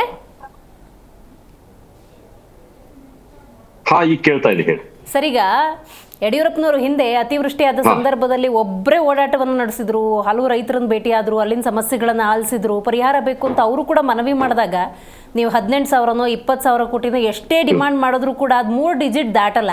3,000, 2,000, 328, 348 ಕೋಟಿ ಇಷ್ಟಕ್ಕೆ ಸೀಮಿತ ಆಗುತ್ತೆ. ಅಂದರೆ ಕೇಂದ್ರದಿಂದ ಸಕಾಲಕ್ಕೆ ಸರಿಯಾದ ರೀತಿಯಲ್ಲಿ ಬರಲಿಲ್ಲ ಅನ್ನೋದಾದರೆ ನಾವು ಕೇಂದ್ರನ ದೂಷಿಸಿ ಏನು ಪ್ರಯೋಜನ? ಕೇಂದ್ರದಿಂದ ಪಡ್ಕೊಳ್ಳೋದು ಸಾಧ್ಯ ಇಲ್ಲ ಅಂದಾಗ ಇಲ್ಲಿ ಏನು ಮಾಡ್ಬೋದು ರಾಜ್ಯ ಸರ್ಕಾರದಲ್ಲಿ? ನೀವೀಗ ಹೇಳ್ತಿದ್ದೀರಾ ಆರ್ಥಿಕವಾಗಿ ಖಜಾನೆ ಖಾಲಿ ಆಗಿದೆ, ತತ್ಕ್ಷಣದ ಪರಿಹಾರವನ್ನು ಕೂಡ ಒದಗಿಸೋದಕ್ಕೆ ಸಾಧ್ಯವಾಗದ ಮಟ್ಟಿಗೆ ಕಾಂಗ್ರೆಸ್ ಇದೆ ಅಂತ ಹೇಳ್ತಿದ್ದೀರಾ ಹಂಗಾದ್ರೆ? ನಿಶ್ಚಿತವಾಗಿ ನಾನು ಏನ್ ಹೇಳ್ತಾ ಇದ್ದೀನಿ ಅಂತಂದ್ರೆ, ನಾವು ಕೇಂದ್ರದ ನಿರೀಕ್ಷೆಯನ್ನ ಎಲ್ಲಿ ತನಕ ಮಾಡ್ಬೇಕು ಅದಕ್ಕೊಂದು ಲಿಮಿಟ್ ಅದ. ನಮ್ದು ಒಕ್ಕೂಟ ವ್ಯವಸ್ಥೆ ಇರೋದ್ರಿಂದ ಇದರದೇ ಆದಂತ ರೂಲ್ಸ್ ಇದೆ. NDRF ರೂಲ್ಸ್ ಏನಿದೆ ಆ ರೂಲ್ಸ್ ಪ್ರಕಾರ ಎಲ್ಲಾ ರಾಜ್ಯಕ್ಕೂ ನಾವು ಸರಿ ಸಮ ಕೊಡ್ಬೇಕಾಗ್ತದೆ. ಬಹಳ ದೊಡ್ಡ ಅನಾಹುತ ಆದಂತ ಸಂದರ್ಭದಲ್ಲಿ ಅನಿವಾರ್ಯವಾಗಿ ಕೇಂದ್ರ ಮಧ್ಯಪ್ರವೇಶ ಮಾಡ್ತದೆ. ಬಹಳ ದೊಡ್ಡ ಪ್ರಮಾಣದ ಪರಿಹಾರವನ್ನು ಕೂಡ ಕೊಟ್ಟಿರುವಂತದ್ದು ರೆಕಾರ್ಡ್ ಇದೆ, ಹಿಂದಿನ ದಾಖಲೆ ಇದೆ ಬಹಳಷ್ಟು ಕಡೆ. ನಾನು ಏನ್ ಹೇಳ್ತಾ ಇದ್ದೀನಿ ಅಂದ್ರೆ, ರಾಜ್ಯದ ಬಜೆಟ್ 3 ಲಕ್ಷ ಕೋಟಿ ದಾಟಿದಾಗ ಇದನ್ನ ಯಾವ ರೀತಿ ಖರ್ಚು ಮಾಡ್ಬೇಕು ಅನ್ನುವಂತ ವಿವೇಚನೆಯನ್ನ ಸರ್ಕಾರ ಇಟ್ಕೊಳ್ಬೇಕಾಗ್ತದೆ. ಕೇವಲ ಜನಪ್ರಿಯ ಯೋಜನೆಗಳಿಗೆ ಈ ದುಡ್ಡನ್ನ ಖರ್ಚು ಮಾಡ್ತಾ ಹೋದ್ರೆ ಜನಹಿತಕ್ಕೆ ಏನು ಅನ್ನುವಂಥದ್ದು ಪ್ರಶ್ನೆ ಬರ್ತದೆ. ಹೀಗಾಗಿ ಜನಹಿತ ಬಹಳ ಮುಖ್ಯ ಆಗ್ತದೆ ಆಳುವಂತ ಸರ್ಕಾರಕ್ಕೆ. ರಸ್ತೆ ಇರ್ಬೋದು, ಕುಡಿಯುವ ನೀರ್ ಇರ್ಬೋದು, ಈ ರೀತಿ ಪ್ರಕೃತಿ ವಿಕೋಪಗಳು ಇರ್ಬೋದು, ಅಥವಾ ಯುವಕರ ಕೈಗೆ ಉದ್ಯೋಗ ಇರ್ಬೋದು, ಈ ರೀತಿ ಜನರಿಗೆ ಉಪಯೋಗ ಆದಂತ ಮತ್ತು ಅನುತ್ಪಾದಕ ವಲಯಕ್ಕೆ ನಾವು ಖರ್ಚು ಮಾಡ್ತಾ ಇದೀವಿ ಅನ್ನೋಂಥದ್ದನ್ನು ಕೂಡ ಇಲ್ಲಿ ಗಮನಿಸಬೇಕಾಗ್ತದೆ. ಕರ್ನಾಟಕ ರಾಜ್ಯ ಸರ್ಕಾರ ಯಾವುದೇ ಉತ್ಪಾದಕ ವಲಯಕ್ಕೆ ನೀವು ದುಡ್ಡು ಖರ್ಚು ಮಾಡಿ ಸರ್ಕಾರಕ್ಕೆ ಒಂದು ಉತ್ಪನ್ನ ಬರ್ತದೆ ಅಥವಾ ಜನರಿಗೆ ಉತ್ಪನ್ನ ಬರ್ತದೆ ಅಂದ್ರೆ ಸರಿ. ಈಗ ಇತ್ತೀಚೆಗೆ ನಾವು GST ಅನ್ನ ಬಹಳ ದೊಡ್ಡ ಪ್ರಮಾಣದಲ್ಲಿ ಕಡಿಮೆ ಮಾಡಿದ್ವಿ. 4 ಸ್ಯಾಬ್ ಇದ್ದದನ್ನ 2 ಸ್ಯಾಬ್ ನಿಲ್ಲಿಸಿದೀವಿ ಮತ್ತು ಪರ್ಸೆಂಟೇಜ್ ಅನ್ನ ಕಡಿಮೆ ಮಾಡಿದೀವಿ. ಅದರ ಲಾಭ ನೇರವಾಗಿ ಜನರಿಗೆ ಮುಟ್ತದೆ.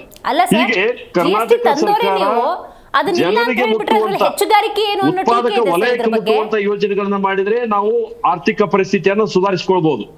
ಆದ್ರೆ ಅದ್ರ ಬಗ್ಗೆ ಯೋಚನೆ ಇಲ್ಲ. ಕೇವಲ ಪ್ರತಿದಿನ ನಾವು ಪತ್ರಿಕೆ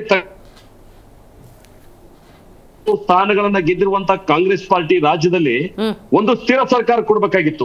ಅಪೋಸಿಷನ್ ಬಹಳ ನಾವು ಸಂಖ್ಯೆ ಕಡಿಮೆ ಇದೀವಿ. ಇವರು ತಕ್ಷಣ ಕೆಡವಿ ಸರ್ಕಾರ ಮಾಡ್ತೀವಿ ಅನ್ನುವಂತ ಭಯ ಇಲ್ಲ.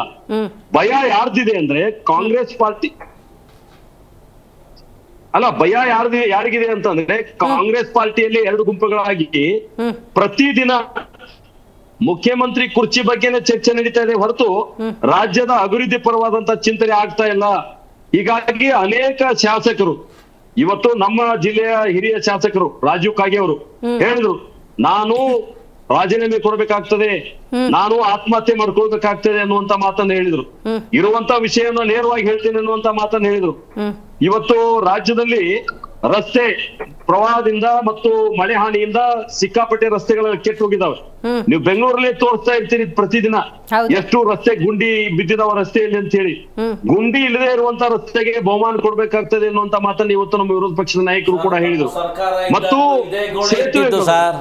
ಬಹುಶಃ ಬೆಳಗಾವಿ ಜಿಲ್ಲೆ ಒಂದರಲ್ಲೇನೆ ಸುಮಾರು 50 ಸೇತುವೆಗಳು ಜಲಾವೃತ ಆಗಿ ಪ್ರತಿ ವರ್ಷ ಅದು ನೀರಿನಲ್ಲಿ ಮುಳುಗ್ತದೆ. ಯಾರು ಜವಾಬ್ದಾರಿ ಇರ್ತಕ್ಕಂತ ಜಿಲ್ಲಾ ಉಸ್ತುವಾರಿ ಮಂತ್ರಿಗಳು ಕರ್ನಾಟಕದ ಯಾವ್ಯಾವ ಜಿಲ್ಲೆಗಳಿಗೆ ಹೋಗಿದ್ದಾರೆ? ರೈತರಿಗೆ ಭರವಸೆ ತುಂಬತಕ್ಕಂತ ಕೆಲಸ ಏನ್ ಮಾಡಿದ್ದಾರೆ? ಅವರಿಗೆ ಆತ್ಮವಿಶ್ವಾಸ ಇಲ್ಲ, ಜನ ಗೆರ ಹಾಕ್ತಾರೆ, ರೈತರು ಗೆರ ಹಾಕ್ತಾರೆ, ರೈತರು ಅವ್ರು ತಿರುಗಿ ಬೀಳ್ತಾರೆ ಅನ್ನುವಂತ ಹೆದರಿಕೆಯಿಂದ ಇವತ್ತು ಯಾವುದೇ ಮಂತ್ರಿ ರೈತರ ಹೊಲಗಳಿಗೆ ಭೇಟಿ ಕೊಡ್ತಾ ಇಲ್ಲ. ಇವತ್ತು ಲಕ್ಷಾಂತರ ಹೆಕ್ಟರ್ ಪ್ರದೇಶ ನೀರಿನಲ್ಲಿ ಮುಳುಗಿ ಹೋದ್ರು ಕೂಡ ನೀವು ಖರೀದಿ ಕೇಂದ್ರಗಳನ್ನ ಪ್ರಾರಂಭ ಮಾಡಿಲ್ಲ. ಕೇಂದ್ರ ಸರ್ಕಾರ, ಮೇಡಮ್ ಇನ್ನೊಂದು ಹೇಳ್ಬಿಡ್ತೀನಿ ನಾನು, ಕೇಂದ್ರ ಸರ್ಕಾರ ಈ ಅಸಹಾಯಕ ರೈತರ ನೆರವಿಗೆ ಬರ್ಬೇಕಂತೇಳಿ ನಾವು ಬೆಂಬಲ ಬೆಲೆಯಲ್ಲಿ ಹೆಸರು, ಉದ್ದು, ಸೋಯಾಬೀನ್, ಶೇಂಗಾ, ಸೂರ್ಯಕಾಂತಿ ಈ ರೀತಿ ಬೆಳೆಗಳನ್ನ ಖರೀದಿ ಮಾಡ್ಲಿಕ್ಕೆ ನಾವು ಅನುಮತಿಯನ್ನ ಕೊಟ್ಟರು ಕೂಡ ರಾಜ್ಯದಲ್ಲಿ ಯಾವುದೇ ಭಾಗದಲ್ಲಿ, ಯಾವುದೇ ಜಿಲ್ಲೆಯಲ್ಲಿ ಒಂದು ಖರೀದಿ ಕೇಂದ್ರ ಚಾಲೂ ಆಗಿಲ್ಲ, ಒಂದು ಕೆಜಿ ಸಹಿತ ಇವ್ರು ಖರೀದಿ ಮಾಡ್ಲಿಕ್ಕೆ ಇವ್ರ ಕಡೆಯಿಂದ ಆಗ್ತಾ ಇಲ್ಲ. ಇದು ನಿಷ್ಕ್ರಿಯ ಸರ್ಕಾರ. ರಾಜ್ಯದಲ್ಲಿ ಸರ್ಕಾರ ಅರಾಜಕತೆ ಅಂತ ಹೋಗ್ತಾ ಇದೆ, ಜನ ಬೇಸತ್ತಿದ್ದಾರೆ, ರೈತರು ಪಾಪ ಮಮ್ಮಲ್ಲ ಮರಗ್ತಾ ಇದ್ದಾರೆ, ನಮ್ ಮುಂದಿನ ಭವಿಷ್ಯ ಏನು ಅನ್ನುವಂಥದ್ದು. ಅವರಿಗೆ ಭರವಸೆ ತುಂಬಬೇಕಾದಂತ ಮಂತ್ರಿಗಳು ಮನೆಯಲ್ಲಿ ಮಲ್ಕೊಂಡ್ಬಿಟ್ಟಿದ್ದಾರೆ. Right sir, right. ನಾಗೇಂದ್ರ ಅವ್ರು ನೀವು ಹೇಳ್ಬೇಕಂದ್ರೆ ಒಂದು ಎಕ್ಸಾಂಪಲ್ಗಳನ್ನು ನೋಡ್ಬೇಕಾಗತ್ತೆ. ಇವತ್ತು ಸಾಮಾಜಿಕ ಆರ್ಥಿಕ ಸಮೀಕ್ಷೆಯನ್ನು ಏನು ಮಾಡಕ್ ಹೋಗ್ತಾರೆ, ಅದಕ್ಕೆ 420 ಕೋಟಿ ಒದಗಿಸ್ತಾರೆ ಅನ್ನೋದಾದರೆ ಅದಕ್ಕೆ ನಿಗಮದ ಹಣ ಬಳಕೆಯಾಗುತ್ತೆ. ಗ್ಯಾರಂಟಿ ಯೋಜನೆಗಳನ್ನು ಅನುಷ್ಠಾನಕ್ಕೆ ತರಬೇಕು, ಅದನ್ನು ಸಕಾಲಕ್ಕೆ ತಲುಪಿಸ್ಬೇಕು ಅನ್ನೋದಾದರೆ ನಿಗಮದ ಹಣ ಬಳಕೆ ಆಗುತ್ತೆ ಅನ್ನೋದಾದರೆ ರೈತರು ಇಷ್ಟು ಕಷ್ಟಪಡ್ತಿದ್ದಾರೆ, ಅವ್ರಿಗೂ ಕೂಡ ಪರಿಹಾರ ತತ್ಕ್ಷಣಕ್ಕೆ ಒದಗಿಸ್ಬೇಕು ಅನ್ನೋದಾದರೆ ಹಣ ಲಭ್ಯ ಇಲ್ಲ ಅನ್ನೋದಾದರೆ ಖಜಾನೆ ಖಾಲಿ ಅಂತ ನಾವು ಅನ್ಕೋಬೇಕಾ? ಅಲ್ಲ, ಅದು ಸಾಕಷ್ಟು ಸರಿ ಎಲ್ಲ ಒಂದು ಸ್ಟೇಜ್ ಮೇಲೆ ಸನ್ಮಾನ್ಯ ಗೃಹ ಮಂತ್ರಿಗಳು ಹೇಳಿದ್ದಾರೆ, ಸರ್ಕಾರದಲ್ಲಿ ದುಡ್ಡೇ ಇಲ್ಲ, ಸಿದ್ದರಾಮಯ್ಯ ದುಡ್ಡಿಲ್ಲ ಅನ್ನೋ ಸ್ಟೇಟ್ಮೆಂಟ್ಗಳು ನಾವು ನೋಡಿದ್ದೀವಿ. ಇಂದಿನ ಇದರಲ್ಲಿ ಕೂಡ ಒಂದು 6 ತಿಂಗಳಿಂದ ಸ್ಟೇಟ್ಮೆಂಟ್ ನೋಡಿದ್ದೀವಿ. ಇವತ್ತು ನಾವು ಏನು ಹೇಳಕ್ಕೆ ಬಯಸ್ತಾ ಇದ್ದೀವಿ ಅಂದರೆ 3 ಲಕ್ಷ ಬಜೆಟ್ನ ಮೊದಲು ಮೂಲವಾಗಿ ರೈತರಿಗೆ SC ST STPಯಲ್ಲಿ ಇರಬೇಕಾಗಿರೋಂಥ ಹಣಗಳನ್ನ ರೈತರ ಪರವಾಗಿ ಮಾಡಬೇಕಾದ ಸೌಕರ್ಯಗಳನ್ನ ಇದುವರೆಗೂ ರೈತರನ್ನ ರಾಜ್ಯದಲ್ಲಿ ಕಡೆಗಣಿಸ್ತಾರೆ. ವಿಚಾರ ಯಾಕೆ? ಲಾಠಿ ಚಾರ್ಜ್ ಯಾಕೆ?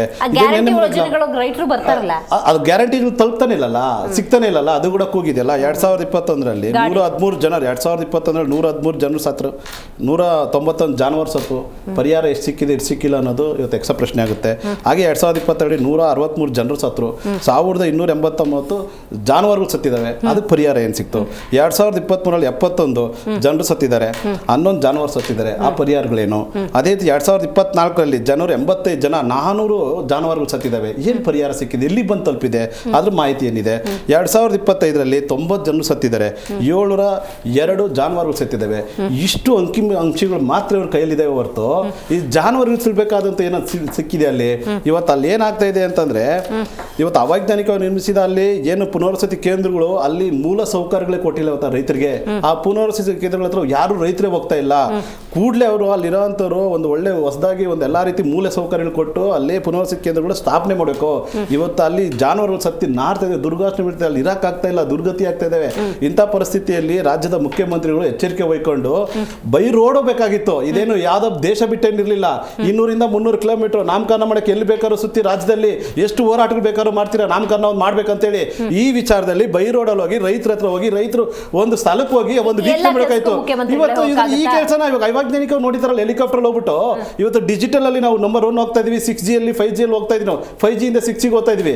ಇದು ವಿಧಾನಸೌಧದಲ್ಲೇ ಕುತ್ಕೊಂಡು ಎಲ್ಲ ಡಿಸ್ಟ್ರಿಕ್ಟ್ ಕೂಡ ಗೂಗಲ್ ಮ್ಯಾಪ್ ಇಂದ ತೆಗೆದುಬಿಟ್ಟು ಡಿಜಿಟಲ್ ನೋಡ್ಬೋದಾಯ್ತಲ್ಲ, ಡಿಜಿಟಲ್ ಮ್ಯಾಪ್ ಅಲ್ಲಿ ನೋಡ್ಬೋದಾಗಿತ್ತಲ್ಲ. AC DC ತಹಸೀಲ್ದಾರ್ ಎಲ್ಲ ಇದ್ರಲ್ಲ, ಇದನ್ನ ಯಾಕೆ ಶೋ ಕೊಡೋಕ್ಕೋಸ್ಕರ ಹೆಲಿಕಾಪ್ಟರ್ ಹೋದ್ರು? ಬೈರಾಡು ಯಾಕೆ ಕಾರ್ ನ್ಯೂಸ್ ಮಾಡಿಲ್ಲ? ಇವತ್ತು ಸನ್ಮಾನ್ಯ ಶ್ರೀ ದೇವೇಗೌಡರು ಬೈರೋಡ್ ಹೋಗ್ತೀನಿ ಅಂತ ಇದ್ರೆ ಇವ್ರಿಗೇನಾಗಿದೆ ಅಂದ್ರೆ ಈ ಒಂದು ಲೂಟಿ ಮಾಡ್ಬೇಕಷ್ಟೇ ಸರ್ಕಾರ, ಲೂಟಿ ಮಾಡಬೇಕು, ಒಂದು ಭ್ರಷ್ಟಾಚಾರದಲ್ಲಿ ಹೋಗ್ಬೇಕು. ಇಲ್ಲಿ ಯಾವುದೇ ಜನಪರ ಕೆಲಸಗಳು ಯಾವುದಿಲ್ಲ, ಬರೀ ಶೂನ್ಯ ನಗಣ್ಯ. ಇವತ್ತು ಉಸ್ತುವಾರಿ ಸಚಿವರುಗಳು ಇನ್ನೂ ಕಂತ ಇರ್ತಿಲ್ಲ, 48 ಗಂಟೆಯಲ್ಲಿ ಕೊಡಬೇಕಾದಂತ ಪರಿಹಾರನ ಇವತ್ತು ಉಸ್ತುವಾರಿ ಸಚಿವರು ಕೊಡ್ತಾ ಇಲ್ಲ ಅಂದ್ರೆ ರೈತರನ್ನ ಎಷ್ಟು ತಿರಸ್ಕಾರ ಮಾಡಿದೆ ರಾಜ್ಯ ಸರ್ಕಾರ. ಇವತ್ತು ಏನೋ ಒಂದು ಹೇಳ್ತಾರೆ, ಕಾಂಗ್ರೆಸ್ ಹೋಗ್ತಾರೆ ಕುತ್ಕೊಂಡು ಹೇಳ್ತಾರೆ ಎಷ್ಟು ಸಾರಿ ಮೋದಿಯವರು ಬಂದಿದ್ದಾರೆ ಅಂತ. ನಾನು ಇದೇ ಪ್ರಶ್ನೆ ಕೇಳಕ್ ಇಷ್ಟಪಡ್ತೀನಿ, ಎಷ್ಟು ಸಾರಿ ರಾಹುಲ್ ಗಾಂಧಿ ಅವರು ಬಂದಿದ್ದಾರೆ? ಇವತ್ತು ಏನು ಅನರ್ಥ ಅಷ್ಟು ಇದೆಯಲ್ಲ, ಎಷ್ಟು ಸತಿ ರಾಹುಲ್ ಗಾಂಧಿ ಬಂದಿದ್ದಾರೆ, ಪ್ರಿಯಾಂಕಾ ಗಾಂಧಿ ಎಷ್ಟು ಸತಿ ಬಂದಿದ್ದಾರೆ, ಸೂರ್ಜಿವಾಲ ಯಾಕೆ ಬಂದಿಲ್ಲ? ಈಗ ಸೂರ್ಜಿವಾಲ ಎಲ್ಲಿದ್ದಾರೆ? ಇವತ್ತು ಸೂಪರ್ CM ಆಗಿ ಮೌಲ್ಯಮಾಪನ ಮಾಡಕ್ ಬರ್ತಾರಲ್ಲ ಶಾಸಕರು ಕುತ್ಕೊಂಡು, ಶಾಸಕರನ್ನ ಸಚಿವರು ಕುತ್ಕೊಂಡು ಬರ್ತಾರಲ್ಲ, ಅಲ್ಲ ಅದನ್ನ ಪಕ್ಷದಲ್ಲಿ ಏನಾದ್ರು ಸಮಸ್ಯೆ ಆದ್ರೆ ಆ ಜವಾಬ್ದಾರಿ ಬರ್ತಾರೆ. ರಾಜ್ಯದಲ್ಲಿ ಅವ್ಯವಸ್ಥೆ ಆದ್ರೆ ಇದೇ ಮುಖ್ಯಮಂತ್ರಿ ನೋಡ್ಬೇಕು. ಅಲ್ಲ, ಮುಖ್ಯಮಂತ್ರಿ ನೋಡ್ಬೇಕು. ಇವ್ರ ವಾದ ಏನು? ನರೇಂದ್ರ ಮೋದಿ ಯಾಕೆ ಬಂದಿಲ್ಲ ಅನ್ನೋ ಪ್ರಶ್ನೆ ಕೇಳ್ತಾರೆ ಕಾಂಗ್ರೆಸ್ ವಕ್ತಾರರು. ಅದಕ್ಕೆ ನಾನು ಹೇಳ್ತಾ ಇದ್ದೀನಿ, ಸೂರ್ಜಿವಾಲ ಎಲ್ಲಿದ್ದಾರೆ ಇವತ್ತು? ಶಾಸಕರು ಮೌಲ್ಯಮಾಪನ ಮಾಡಕ್ಕೆ, ಸಚಿವರು ಮೌಲ್ಯಮಾಪನ ಮಾಡಕ್ಕೆ, ಮತ್ತೆ ಅವ್ರ BBMP ಅಧಿಕಾರಿಗಳ ಹತ್ರ ಒಂದು ಸಭೆ ಕೂರಕ್ ಮಾತ್ರ ಅವರು ಅರ್ಹತ್ರ. ಸೂರ್ಜಿವಾಲ ಇದಕ್ಕೆ ಯಾಕೆ ಬರಲ್ಲ ಅವರು? ಈ ಪರಿಹಾರಕ್ಕೆ ಯಾಕೆ ರೈತರ ಮುಂದೆ ಬಂದು ನಿಂತಿಲ್ಲ ಇವತ್ತು? ಓಕೆ, ಹೈವೇಗಳಲ್ಲಿ ಗುಡ್ಡ ಕುಸಿತ ಪ್ರಕರಣ ಆದ ಸಂದರ್ಭದಲ್ಲಿ ದರ್ಶನ್ ಅವರು ಕೇಳಿದ ಪ್ರಶ್ನೆ ನನಗೆ, ನೀವು ಆವಾಗ ಒಂದಷ್ಟು ಡಿಸ್ಕಸ್ ಮಾಡಿದ್ರಿ, ಅದನ್ನು ರೀಕಾಲ್ ಮಾಡ್ತಾನೆ ಇವ್ರಿಗೆ ಪೂರಕವಾಗಿ ಕೇಳ್ತಾ ಇದ್ದೀನಿ. ಈ ಹೈವೇಗಳನ್ನು ನಿರ್ಮಾಣ ಮಾಡಬೇಕಾದ್ರೆ ಗುಡ್ಡ ಕುಸಿತದ ಅಂದಾಜು ಅನ್ನೋದಿರೋದಿಲ್ವಾ? ಏನು ಎಕ್ಸ್ಪರ್ಟ್ಗಳನ್ನು ಇಟ್ಕೊಂಡಿರ್ತಾನೆ, ಯಾವ ಥರದ ಇಂಜಿನಿಯರಿಂಗ್ ವರ್ಕ್ ಅಂಥ ಪ್ರದೇಶಗಳಲ್ಲಿ ಹೈವೇಗಳನ್ನು ಮಾಡಬಾರ್ದು, ವೈಜ್ಞಾನಿಕವಾಗಿ ಮಾಡಬೇಕು ಅಂತ ನೀವು ಹಿಂದೆ ಹೇಳಿದ ನೆನಪು. ಈಗಲೂ ಕೂಡ ಈಗ ನೋಡಿ ಇಂಥ ಪರಿಸ್ಥಿತಿಯಲ್ಲಿ ಈಗ ಮಾತಾಡ್ಬೇಕಾದ್ರೆ AP ವಕ್ತಾರರು ಹೇಳಿದ್ರು, ಈಗ ಸೇತುವೆಗಳನ್ನು ಎತ್ತರಿಸೋದು ಅಥವಾ ಪ್ರವಾಹ ಪರಿಸ್ಥಿತಿ ಇದ್ದಾಗ ಸೈಂಟಿಫಿಕ್ ಆಗಿ ಯೋಚನೆ ಮಾಡಿ ನದಿ ಪಾತ್ರದ ಜನರಿಗೆ ತೊಂದರೆ ಆಗದಂತಹ ವ್ಯವಸ್ಥೆಗಳನ್ನು ಮಾಡಬೇಕು ಅನ್ನುವಂಥ ಸಲಹೆಯನ್ನು ಒಪ್ಪುಗಳಲ್ಲ ನೀವು. ಕೇಂದ್ರ ಸರ್ಕಾರದ ಯಾವುದಾದ್ರೂ ಯೋಜನೆಗಳಲ್ಲಿ ವ್ಯತ್ಯಾಸ ಆದರೆ ನೀವು ಕೇಂದ್ರನ ದೂರೋರು, ಈ ಸಲಹೆಗಳನ್ನು ಯಾಕೆ ಎಕ್ಸೆಪ್ಟ್ ಮಾಡಲ್ಲ? ಮೇಡಮ್, ನಾನು ಕೊಲ್ಲಾಪುರದಲ್ಲಿ ಇದ್ದವನು, ಅಲ್ಲೂ ಪ್ರವಾಹ ಪರಿಸ್ಥಿತಿ ಅನುಭವಿಸ್ತವನು. ಆಲ್ಮೋಸ್ಟ್ ಅಲ್ಲಿ ಮನುಷ್ಯ ಮುಚ್ಚೋಗಷ್ಟು ಪ್ರವಾಹ ಮೇನ್ ರೋಡಿಗೆ ಬಂದೇ ಬರ್ತದೆ, ಈಗಲೂ ಇರೋಂಥದ್ದೇ. ಹಂಗೆ ಅಲ್ವಾ ಈ ಹೈವೇಗಳು ಕಾನ್ಸೆಪ್ಟ್? ಹೈವೇದ್ ಏನ್ ಹೇಳಿದ್ದು ಅಂದ್ರೆ ಮೇಡಮ್, ಹೈವೇ 90 ಡಿಗ್ರಿ ನೀವು ಕತ್ತರಿಸಿದ್ರೆ ಗುಡ್ಡ ಕುಸಿತದೆ, ನೀವು ಅದನ್ನ ಸ್ಲೋಪ್ ಮಾಡಿದ್ರೆ ಗುಡ್ಡ ಕುಸಿಯಲ್ಲ ಅಂತ ಪ್ರಾಕ್ಟಿಕಲ್ ಆಗಿ ನಾನು ಹೇಳಿದ್ದು. ಅಷ್ಟಿಲ್ಲದೆ ಮಾಡಿರ್ತಾರೆ. ಇನ್ನೊಂದು ಈಗ ನೋಡಿ ಮಣಿಪುರ ಪ್ರಕರಣಗಳಲ್ಲಿ PM ಬಂದಿಲ್ವಾ, ನರೇಂದ್ರ ಮೋದಿ ಎಲ್ಲಿ ಹೋಗಿದ್ದಾರೆ ಅಂತ ಪ್ರಶ್ನೆ. ಹೋಗಬೇಕು, ಖುದ್ದು ಅವ್ರನ್ನ ಭೇಟಿ ಕೊಡಬೇಕು, ಅಲ್ಲಿನ ಜನರ ಸಮಸ್ಯೆನ ಆಲಿಸಬೇಕು ಅಂತ ಆಗ್ರಹಿಸು ನೀವು. ಸಿದ್ದರಾಮಯ್ಯನವರು ಒಬ್ಬ ಮಾಸ್ ಲೀಡರ್ ಆಗಿ ಪ್ರತಿಯೊಬ್ಬರು, ಇವಾಗ ನಿಮ್ಮ ಮುಖ್ಯಮಂತ್ರಿ ಯಾರು ಬೇಕಂದ್ರೆ ಸಿದ್ದರಾಮಯ್ಯ ಅಂತ ಇರುವಂತಹ ಒಂದು ವಿಶ್ವಾಸಕ್ಕೆ ಸ್ವತಃ ಅವರು ಆನ್ ರೋಡ್ ಹೋಗಬೇಕು ಅಂತ ಜನ ಬಯಸ್ತಾರೆ. ನೀವು ವೈಮಾನಿಕವಾಗಿ ಹೋಗ್ಬಿಟ್ರೆ ಅನ್ನೋ ಭಾವನೆ ಬರೋದಿಲ್ವಾ? ಮೇಡಮ್, ಈಗ ಗುಡ್ಡ ಕುಸಿತ ಆಗಿರೋದಕ್ಕೆಲ್ಲ ಬೈ ರೋಡೇ ಅವರು ಹೋಗಿದ್ದಾರೆ. ಇದು ಲಕ್ಷಾಂತರ, ನಾನು ಹೇಳಿದೆ 9 ಲಕ್ಷ ಹೆಕ್ಟೇರ್ ಹಾನಿಯಾಗಿರ್ತಕ್ಕಂಥದ್ದು. ಅಲ್ಲಿನ ಸ್ಥಿತಿಗತಿಗಳನ್ನ ಅವಲೋಕನ ಮಾಡ್ಬೇಕಂದ್ರೆ ಅದು ಸಿದ್ದರಾಮಯ್ಯನವರಾಗಿರ್ಲಿ ಅಥವಾ ನರೇಂದ್ರ ಮೋದಿಯವರಾಗಿರ್ಲಿ ಅಥವಾ ಯಡಿಯೂರಪ್ಪನವರಾಗಿರ್ಲಿ ವೈಮಾನಿಕ ಸಮೀಕ್ಷೆಗಳನ್ನೇ ಮಾಡಿರ್ತಕ್ಕಂಥದ್ದು. ಮೊನ್ನೆ ಕಲಬುರಗಿಗೆ ಹೋದಾಗ ರೈತರ ಹತ್ರ ಬೈ ರೋಡೇ ಹೋಗಿ ಅವ್ರನ್ನ ಮಾತಾಡಿಸ್ಕೊಂಡು ಬಂದಿರ್ತಕ್ಕಂಥ ವಾಸ್ತವಾಂಶ. ಮೇಡಮ್, ಇವತ್ತು ನಮ್ಮನ್ನ ಏನೋ ರಾಹುಲ್ ಗಾಂಧಿ ಅಲ್ಲ ಮೇಡಮ್, ಈ ದೇಶದ ಪ್ರಧಾನಿ ರಾಹುಲ್ ಗಾಂಧಿನ, ಆ ದೇಶದ ಪ್ರಧಾನಿ ಪ್ರಿಯಾಂಕಾ ಗಾಂಧಿನ, ದೇಶದ ಪ್ರಧಾನಿ ಸುರ್ಜೇವಾಲಾ ಅವರ. ಇಲ್ಲಿ ನೋಡಿ, ಒಬ್ರಿಗೆ ಪ್ರಶ್ನೆ ಕೇಳ್ಬೇಕಾದ್ರೆ ನಿಮ್ ಪ್ರಶ್ನೆ ಕೇಳಿದಾಗ ಬಾಯಿ ಮುಚ್ಕೊಂಡಿದ್ದೀನಿ, ನಮಗೆ ಉತ್ತರ ಕೊಡಕ್ ಬಿಡಿ, ಮಧ್ಯ ಬಾಯಿ ಹಾಕ್ಬಿಡಿ please. It's my humble request. ಬೇರೆಯವ್ರನ್ನ ಪ್ರಶ್ನೆ ಮಾಡುವಂಥದ್ದು ಬಹಳ ಸುಲಭ. ಇವತ್ತು ಕೇಂದ್ರ ಸಚಿವರಾಗಿ ಮಾನ್ಯ ಕುಮಾರಸ್ವಾಮಿ ಅವರು ದೇಶದಲ್ಲಿ ಒಟ್ಟು 12 ಕೈಗಾರಿಕಾ ವಿಶೇಷ ಘಟಕಗಳು ಬೇರೆ ಬೇರೆ ರಾಜ್ಯಕ್ಕೆ ಹೋಗ್ತವೆ. ಇಲ್ಲಿಂದ ಮಂತ್ರಿ ಆಗಿರೋರು ಒಂದು ವಿಶೇಷ ಘಟಕವನ್ನ ತರದಕ್ಕಾಗಿಲ್ಲ. ಭದ್ರಾವತಿಯ ಉಕ್ಕಿನ ಕಾರ್ಖಾನೆ ಹೈರಾಣ ಹೋಗಿದೆ. ಅವರೇ ಹೇಳ್ತಾರಲ್ಲ, ನಮಗೆ ರಾಜ್ಯ ಸರ್ಕಾರದಿಂದ ಸಂಪೂರ್ಣ ಸಹಕಾರ ಲಭ್ಯ ಆಗ್ತಿಲ್ಲ ಅಂತ.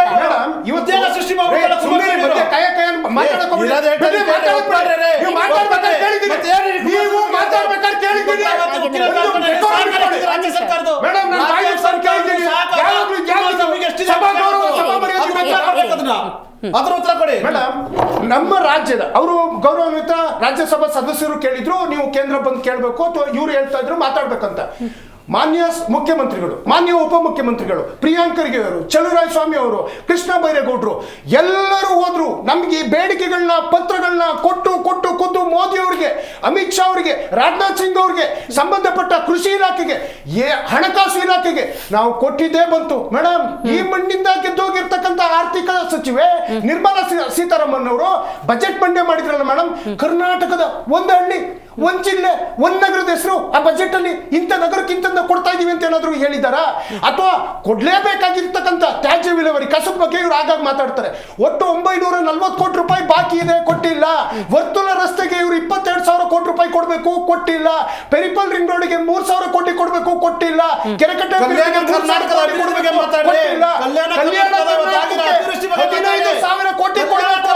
ನಾವು 11,700 ಕೋಟಿ ರೂಪಾಯಿಯನ್ನು ಕೊಟ್ಟಿದ್ದೀವಿ. ಕಲ್ಯಾಣ ಕರ್ನಾಟಕಕ್ಕೆ ನರೇಂದ್ರ ಮೋದಿ ಅವರು ಕೊಟ್ಟಿಲ್ಲ. ಒಟ್ಟಾರೆಯಾಗಿ ಕಲ್ಯಾಣ ಕರ್ನಾಟಕ ಏಮ್ಸೇ ಕೊಟ್ಟಿಲ್ಲ. ಇವರಿಗೆ ಯಾವ ನೈತಿಕತೆ ಇದೆ? ಒಂದು ಕೈಗಾರಿಕೆ ತರ ಜಾಗ ಒಂದು ಉದ್ಯೋಗ ಕೊಡಕ್ಕಾಗಿಲ್ಲ. ಕುಮಾರಸ್ವಾಮಿ ನಾನೇ ದ್ರೋಹಿಗಳಿದ್ದೀವಲ್ಲ ನಿಮ್ಮ ಸರ್ಕಾರ. ಪುಟ್ಟಣ್ಣವರೇ, ಏನೋ ಗುಂಡಿ ಮುಚ್ಚುವ ಸಮಯದಲ್ಲಿ ಬಿಜೆಪಿಯವರೇ ಅವ್ರ ಅಧಿಕಾರದಲ್ಲಿದ್ದಾಗಲೇ ಗುಂಡಿ ಆಗಿದ್ದು ಮುಚ್ತಿದ್ದಾರೆ. ಮುಚ್ಚಲಿ ಬಿಡಿ, ರೈತರ ಬಗ್ಗೆ ಕಾಳಜಿ ಇಲ್ಲ ಈ ಬಿಜೆಪಿಯವರಿಗೆ. ಇವಾಗೇನೋ ವಿಪಕ್ಷದಲ್ಲಿ ಇದ್ಕೊಂಡು ದೇಶದ ಬೆನ್ನೆಲುಬು ರೈತರುಗಳು. ಇವತ್ತು ರೈತರು ನಮ್ಮ ಬೆಂಗಳೂರಿನಲ್ಲಿ ಇವತ್ತು ಇನ್ನೂ ಒಂದು 6 ತಿಂಗಳು ಗುಂಡಿ ಮುಚ್ಚಬೇಡಿ, ಪರವಾಗಿಲ್ಲ.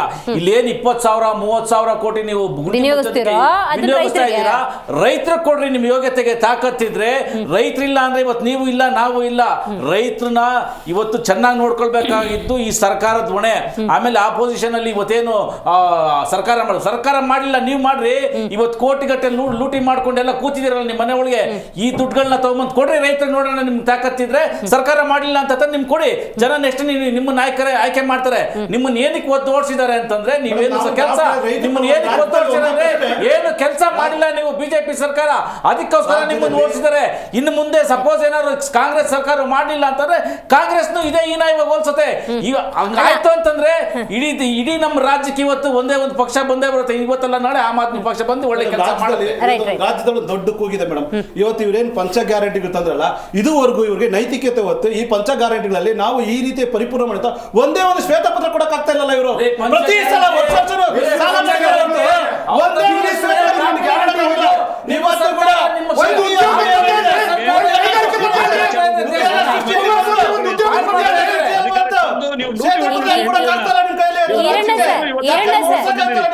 ರೈಟ್ ಈರಣ್ಣ ಸರ್, ಕಾಂಗ್ರೆಸ್ ವಕ್ತಾರರು ಮಾತಾಡಿದ್ರೆ ನೀವು ಗಮನಿಸಿದ್ರಿ ಅಂತ ಭಾವಿಸುತ್ತೆ. ಕೇಂದ್ರದತ್ತ ಮನವಿಗಳನ್ನು ಸಲ್ಲಿಸಿ ಸಲ್ಲಿಸಿ ಸಲ್ಲಿಸಿ ನಮಗೆ ಸಾಕಾಗಿ ಹೋಗಿದೆ. ಅಲ್ಲಿಂದ ನಮಗೆ ಬಂದಿರೋ ಒಂದೇ ಒಂದು ಉತ್ತರ, ಕೊಟ್ಟಿಲ್ಲ ಕೊಟ್ಟಿಲ್ಲ ಕೊಟ್ಟಿಲ್ಲ, ಏನು ಸಿಕ್ಕಲ್ಲ. ಹೌದಾ ಸರ್? ಇಲ್ಲ ಮೇಡಮ್, ಇದು ಏನಂದ್ರೆ ಕುಣಿಯಕ್ ಬಾರ್ದವಳು ನೆಲ ಡೊಂಕ್ ಅಂದಂಗ ಇವ್ರ ಸರ್ಕಾರ ನಡ್ಸಕ್ ಆಗ್ತಾ ಇಲ್ಲ ಇವ್ರ ಕಡೆಯಿಂದ. ಇದು ಒಟ್ಟು ವ್ಯವಸ್ಥೆ ಏನಿದೆ ಆ ವ್ಯವಸ್ಥೆ ಪ್ರಕಾರ ಬರ್ಬೇಕಾಗ್ತದ. ಈ ರೀತಿ ಇನ್ನೊಬ್ಬರ ಮೇಲೆ ಬೆರಳು ಮಾಡಿ ಹೋಗುವಂತದ್ದಲ್ಲ. ಈಗ ನಮ್ಮ ಆಮ್ ಆದ್ಮಿ ವಕ್ತಾರ ಹೇಳಿದ್ರು, ನಿಮ್ನ ಜನ ಹೊರಗೆ ಹಾಕಿದ್ರು, ಒದ್ದು ಹೊರಗೆ ಹಾಕಿದ್ರು ಅನ್ನುವಂತ ಒಂದು ಉದ್ದಟತನದ ಭಾಷೆಯನ್ನ ಯೂಸ್ ಮಾಡಿದ್ರು. ದೆಹಲಿ ಜನ ನಿಮ್ಮನ್ನ ಏನ್ ಮಾಡಿದ್ರು, ನೀವು ಅಣ್ಣಾ ಹಜಾರೆ ಹೋರಾಟದಿಂದ ಅಲ್ಲಿ ಅಧಿಕಾರಕ್ಕೆ ಬಂದು ಅಣ್ಣಾ ಹಜಾರೆ ಹೆಸರು ಮೇಲಿಂದ ಭ್ರಷ್ಟಾಚಾರದಲ್ಲಿ ಬಗ್ಗೆ ಮಾತಾಡ್ತಾ ಇದೀವಿ. ಡೆಲ್ಲಿ ಬಗ್ಗೆ ಇಲ್ಲ. ಆಮ್ ಆದ್ಮಿ ಪಾರ್ಟಿ ಅಂದ್ರೆ ನೀವು ಕರ್ನಾಟಕದಾಗಿದ್ದೀರಾ?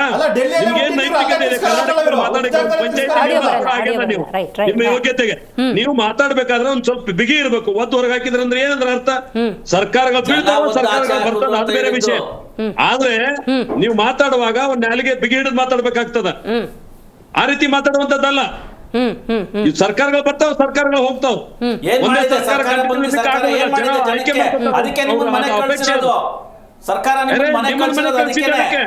ನೀವು ಜೈಲಿಗೆ ಹೋಗಿ ಬಂದ್ರಿ, ಮುಖ್ಯಮಂತ್ರಿ ಎಲ್ಲರೂ ಜೈಲಿಗೆ ಹೋಗಿ ಬಂದ್ರಿ. ಗೊತ್ತಾಯ್ತು. ಈಗ ನೋಡಿ ಸರ್, ವಿರೋಧ ಪಕ್ಷದ ನಾಯಕರು ಆರ್ ಅಶೋಕ್ ಅವರು ಜವಾಬ್ದಾರಿಯುತ ಸ್ಥಾನದಲ್ಲಿದ್ದಾರೆ. ಬೆಳಗಾವಿಗೆ ಮುಖ್ಯಮಂತ್ರಿಗಳು ಬರೋದು ಬಿರಿಯಾನಿ ತಿನ್ನಕ್ಕೆ ಅಂದ್ರೆ ಅದು ಸರಿನಾ ಸರ್? ಅಲ್ಲ ನೋಡ್ರಿ, ಈಗ ನೀವು ರೈತರನ್ನ ಭೇಟಿ ಆಗ್ಲಿಕ್ಕೆ ಹೋಗೋದಿಲ್ಲ ಅನ್ನುವಂಥದ್ದು ಆ ಲಿಸ್ಟ್ ನಲ್ಲಿ ನೋಡಿದ್ಮೇಲೆ, ಅವ್ರ ಟಿಪಿ ನೋಡಿದ್ಮೇಲೆ ವಿರೋಧ ಪಕ್ಷ ನಾಯಕರಾಗಿ ಇನ್ನೇನ್ ಟೀಕೆ ಮಾಡ್ಬೇಕು ಅವ್ರಿಗೆ? ಒಬ್ಬ ಮುಖ್ಯಮಂತ್ರಿ ಅದು ಎಲ್ಲಿ ಬರ್ತಾ ಇದೆ ಅಂದ್ರೆ, ನಮ್ಮ ರಾಜ್ಯದ ಅಧ್ಯಕ್ಷರು ಯಾವ ಕಲ್ಯಾಣ ಕರ್ನಾಟಕ ಭಾಗದಲ್ಲಿ ಹೋದಾಗ ಅದ್ರ ನೆಕ್ಸ್ಟ್ ಡೇ ಇವ್ರು ಹೋಗ್ತಾರೆ. ನಮ್ಮ ವಿರೋಧ ಪಕ್ಷದ ನಾಯಕರು ಕಿತ್ತೂರು ಕರ್ನಾಟಕ ಪ್ರವಾಸ ಹಾಕೊಂಡ್ಮೇಲೆ ನೆಕ್ಸ್ಟ್ ಡೇ ಅವ್ರು ಬರ್ತಾರೆ. ಏನ್ ತೋರಿಸ್ತಾ ಇದೆ ಇದು? ಒಂದು ಜವಾಬ್ದಾರಿ. ಇನ್ನೊಂದು ಪ್ರಶ್ನೆ ಇದೆ ಸರ್, ಅದನ್ನು ಕೇಳ್ಬಿಡ್ತೀನಿ, ಹಂಗೆ ಕಂಟಿನ್ಯೂ ಮಾಡಿ. ಈಗ ನೋಡಿ ಸರ್, ರಾಜ್ಯದ 2.5 ವರ್ಷಗಳ ಅವಧಿಯಲ್ಲಿ ಒಂದಲ್ಲ ಒಂದು ಸಮಸ್ಯೆಗಳು, ಕಳೆದ 2 ವರ್ಷಗಳ ಅವಧಿ ಬಿಡಿ, ಈ 6-7 ತಿಂಗಳಲ್ಲಂತೂ ಬಹಳ ವ್ಯತ್ಯಾಸ, ಆಂತರಿಕವಾಗಿ ಒಂದಷ್ಟು ಸಮಸ್ಯೆಗಳು. ಜೊತೆಗೆ ನೋಡಿ, ಈ ಗುಂಡಿ ಸಮಸ್ಯೆ ಇರ್ಬೋದು, ಅಥವಾ ಯಾವುದಾದ್ರೂ ನೀರಿಗಾಗೂ ಕೂಡ ಹೋರಾಟ ಮಾಡೋದಿರ್ಬೋದು, ಮತ್ತು ಸದನದಲ್ಲಿ ಅಲ್ಲಿ ಕಲಾಪ ಚರ್ಚೆ ಆಗಬೇಕು, ಹನಿ ಟ್ರ್ಯಾಪ್ನಂಥ ವಿಚಾರಗಳು ಚರ್ಚೆ ಆಗ್ತವೆ. ಅಂದರೆ ಇಂಥ ಕೆಲವೊಂದು ಬೆಳವಣಿಗೆಗಳು, ಮತ್ತು ಸೆಪ್ಟೆಂಬರ್ ಕ್ರಾಂತಿ ಅಂದರು, ಇವೆಲ್ಲವೂ ಕೂಡ ಏನನ್ನು ಸೂಚಿಸುತ್ತೆ? ಜನ ದೊಡ್ಡ ಭರವಸೆ ಕೊಟ್ಟಲ್ವ ಅಷ್ಟು ದೊಡ್ಡ ಮ್ಯಾಂಡೇಟನ್ನು ಕೊಟ್ಟಿರೋದು? ಜನಕ್ಕೆ ಯಾವ ಸಂದೇಶ ಕೊಡ್ತಿದೆ ಕಾಂಗ್ರೆಸ್ ಅನ್ನುವಂಥ ಪ್ರಶ್ನೆ. ಇಲ್ಲ, ಒಂದು ನೀವು ಯೋಚನೆ ಮಾಡಬಹುದು, ಇತ್ತೀಚೆಗೆ ರಾಜ್ಯದಲ್ಲಿ ಒಂದು ಸ್ಥಿರ ಸರ್ಕಾರ ಕೊಡ್ಲಿಕ್ಕೆ ಯಾವುದೇ ಪಾರ್ಟಿಗೆ ಬಹುಮತ ಬರಲಿಲ್ಲ. ಬಹಳಷ್ಟು ಸಲ ನೋಡಿದೀವಿ. ಒಂದ್ಸಲ 110 ಸೀಟ್ ಗೆದ್ದು ಯಡಿಯೂರಪ್ಪನವರು ಬಹಳ ಕಷ್ಟ ಪಡ್ಬೇಕಾಯ್ತು. ಅದಾದ್ಮೇಲೆ 105 ಸ್ಥಾನಕ್ಕೆ ಬಂದ್ರು. ಕಾಂಗ್ರೆಸ್ನವರು ಆ ಸಂದರ್ಭದಲ್ಲಿ JDS ನವರಿಗೆ ದುಂಬಾಲ್ ಬಿದ್ದು, ಕೈಕಾಲ್ ಬಿದ್ದು ಕುಮಾರಸ್ವಾಮಿ ಅವ್ರನ್ನ ಮುಖ್ಯಮಂತ್ರಿ ಮಾಡಿದ್ರು. ಅವ್ರಿಗೂ ಕೂಡ ಪೂರ್ಣ ಆಡಳಿತ ನಡೆಸಲಿಕ್ಕೆ ಕೊಡ್ಲಿಲ್ಲ. ಇಂಥ ಸಂದರ್ಭದಲ್ಲಿ ಈ ಬಾರಿ ರಾಜ್ಯದ ಜನ ಕಾಂಗ್ರೆಸ್ ಪಾರ್ಟಿಗೆ 136 ಸ್ಥಾನಗಳ ಬಹಳ ದೊಡ್ಡ ಬಹುಮತವನ್ನ ಕೊಟ್ಟಿದ್ದಾರೆ. ಇಷ್ಟೊಂದು ಸ್ಪಷ್ಟ ಬಹುಮತ ಬಂದ ಮೇಲೂ ಕೂಡ ರಾಜ್ಯದಲ್ಲಿ ಅಭಿವೃದ್ಧಿ ಪರವಾದಂತ ಚರ್ಚೆಗಳಾಗ್ತಾ ಇಲ್ಲ.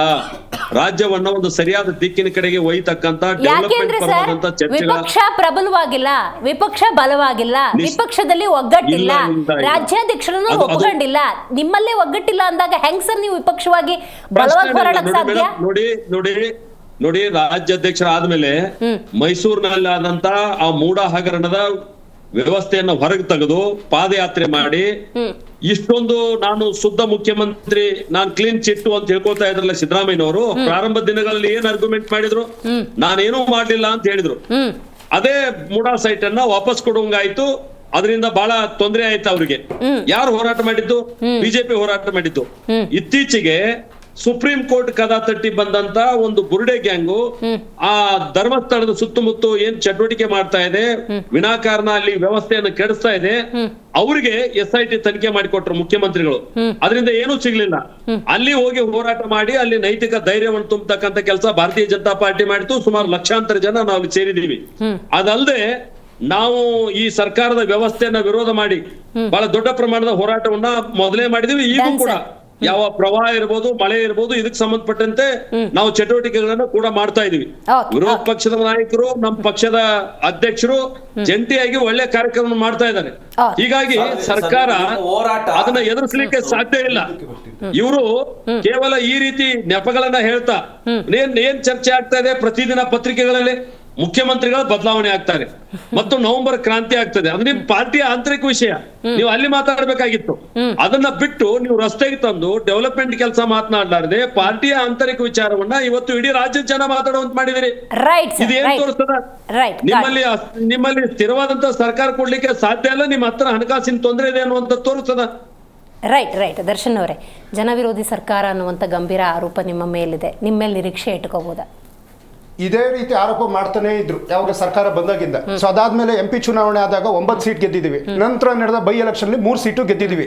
ಆಮ್ ಆದ್ಮಿ ಅವರು ದೆಹಲಿಯಿಂದ ಒದ್ದು ಹೊರಗೆ ಹಾಕಿದ್ರು ಅನ್ನೋ ಪದಕ್ಕೆ ಇವರು ರಾಜ್ಯಸಭಾ ಸದಸ್ಯರಾಗಿ ಆ ಪದ ಬಳಸಬಾರ್ದು ಅಂತಂದ್ರು.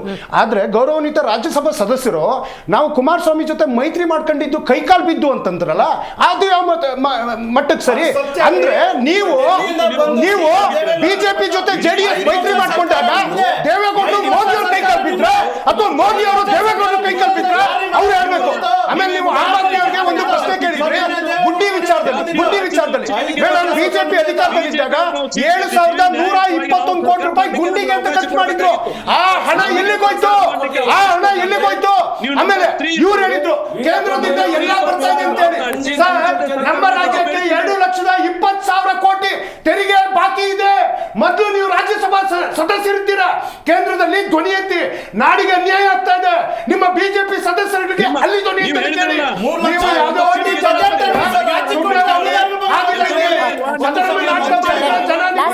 ಯಾವುದೇ ಕಾರಣಕ್ಕೂ ಒಪ್ಲಿಕ್ಕೆ ಸಾಧ್ಯ ಇಲ್ಲ.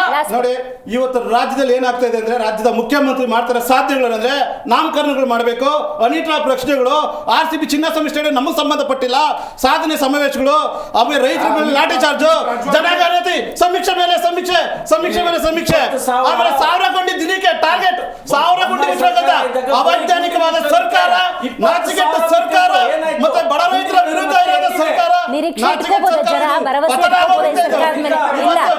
ಇವತ್ತು DK ಶಿವಕುಮಾರ್ CM ಸರ್ ಹೋರಾಟ ಮಾಡ್ತಾ ಇದ್ದಾರೆ. ರಾಜ್ಯ ಜನರ ಎಲ್ಲದಕ್ಕೂ ಒಂದೇ ಪರಿಹಾರ. ಇನ್ ಮುಂದಕ್ಕೆ ನೀವೆಲ್ಲ ಮನಸ್ಸು ಮಾಡಿದ್ರೆ ತಿರಸ್ಕಾರ ಮಾಡಿದ್ದಾರೆ ಕಾಂಗ್ರೆಸ್ ಸರ್ಕಾರ. ಖಂಡಿತವಾಗ್ಲೂ ಒಂದು ಒಳ್ಳೆ ಕೆಲಸ ಮಾಡ್ತೀವಿ, ನಿಮಗೋಸ್ಕರ ಕೆಲಸ ಮಾಡ್ತೀವಿ ನಾವು. ನಾಗೇಂದ್ರ ಅವರು, ಪುಟ್ಟಣ್ಣವರು, ದರ್ಶನ್ ಅವರು, ಈರಣ್ಣ ಸರ್ ಕಾರ್ಯಕ್ರಮದಲ್ಲಿ ಭಾಗಿಯಾಗಿದ್ದಕ್ಕಾಗಿ ಧನ್ಯವಾದಗಳು. ಒಟ್ಟಾರೆ ಇವತ್ತಿನ ಜಿ ಸಂವಾದದಲ್ಲಿ ಪ್ರವಾಹ ಪಾಲಿಟಿಕ್ಸ್ ಕುರಿತಂತೆ ಮಾತಾಡ್ತಾ ಇದ್ವಿ. ಹೌದು, ಇವತ್ತು ಯಾವುದಾದ್ರು ಒಂದು ವಿಷಯ ಸಾಕು ಆಡಳಿತ ಮತ್ತು ವಿಪಕ್ಷದವರು ಪೈಪೋಟಿಗೆ ಬಿದ್ದು ರಾಜಕೀಯವನ್ನು ಮಾಡ್ತಾ ಇದ್ದಾರೆ. ಆದರೆ ಜನರ ಧ್ವನಿಯಾಗಿ ಜನರ ಕಷ್ಟಕ್ಕೆ ಪರಿಹಾರದ ನಿಟ್ಟಿನಲ್ಲಿ ಯಾರೂ ಕೂಡ ಮಾಡ್ತಾ ಇಲ್ಲ. ವಿಷಯ ಸಿಕ್ಕಿದ್ರೆ ಸಾಕು ರಾಜಕೀಯ ಮಾಡೋಣ ಅನ್ನೋ ಮಟ್ಟಕ್ಕಿದೆ. ಇದೆಲ್ಲ ಈ ರೀತಿಯ ಸೇವೆಯನ್ನು ಜನ ನಿರೀಕ್ಷೆ ಮಾಡಿರಲಿಲ್ಲ ಅಂತ ಹೇಳ್ತೀವಿ. ಇವತ್ತಿನ ಕಾರ್ಯಕ್ರಮವನ್ನು ಮುಗಿಸೋಣ. ನೋಡ್ತಾ ಇರಿ ಜಿ ಕನ್ನಡ ನ್ಯೂಸ್, ಸತ್ಯವೇ ಸುದ್ದಿಯ ಜೀವಾಳ.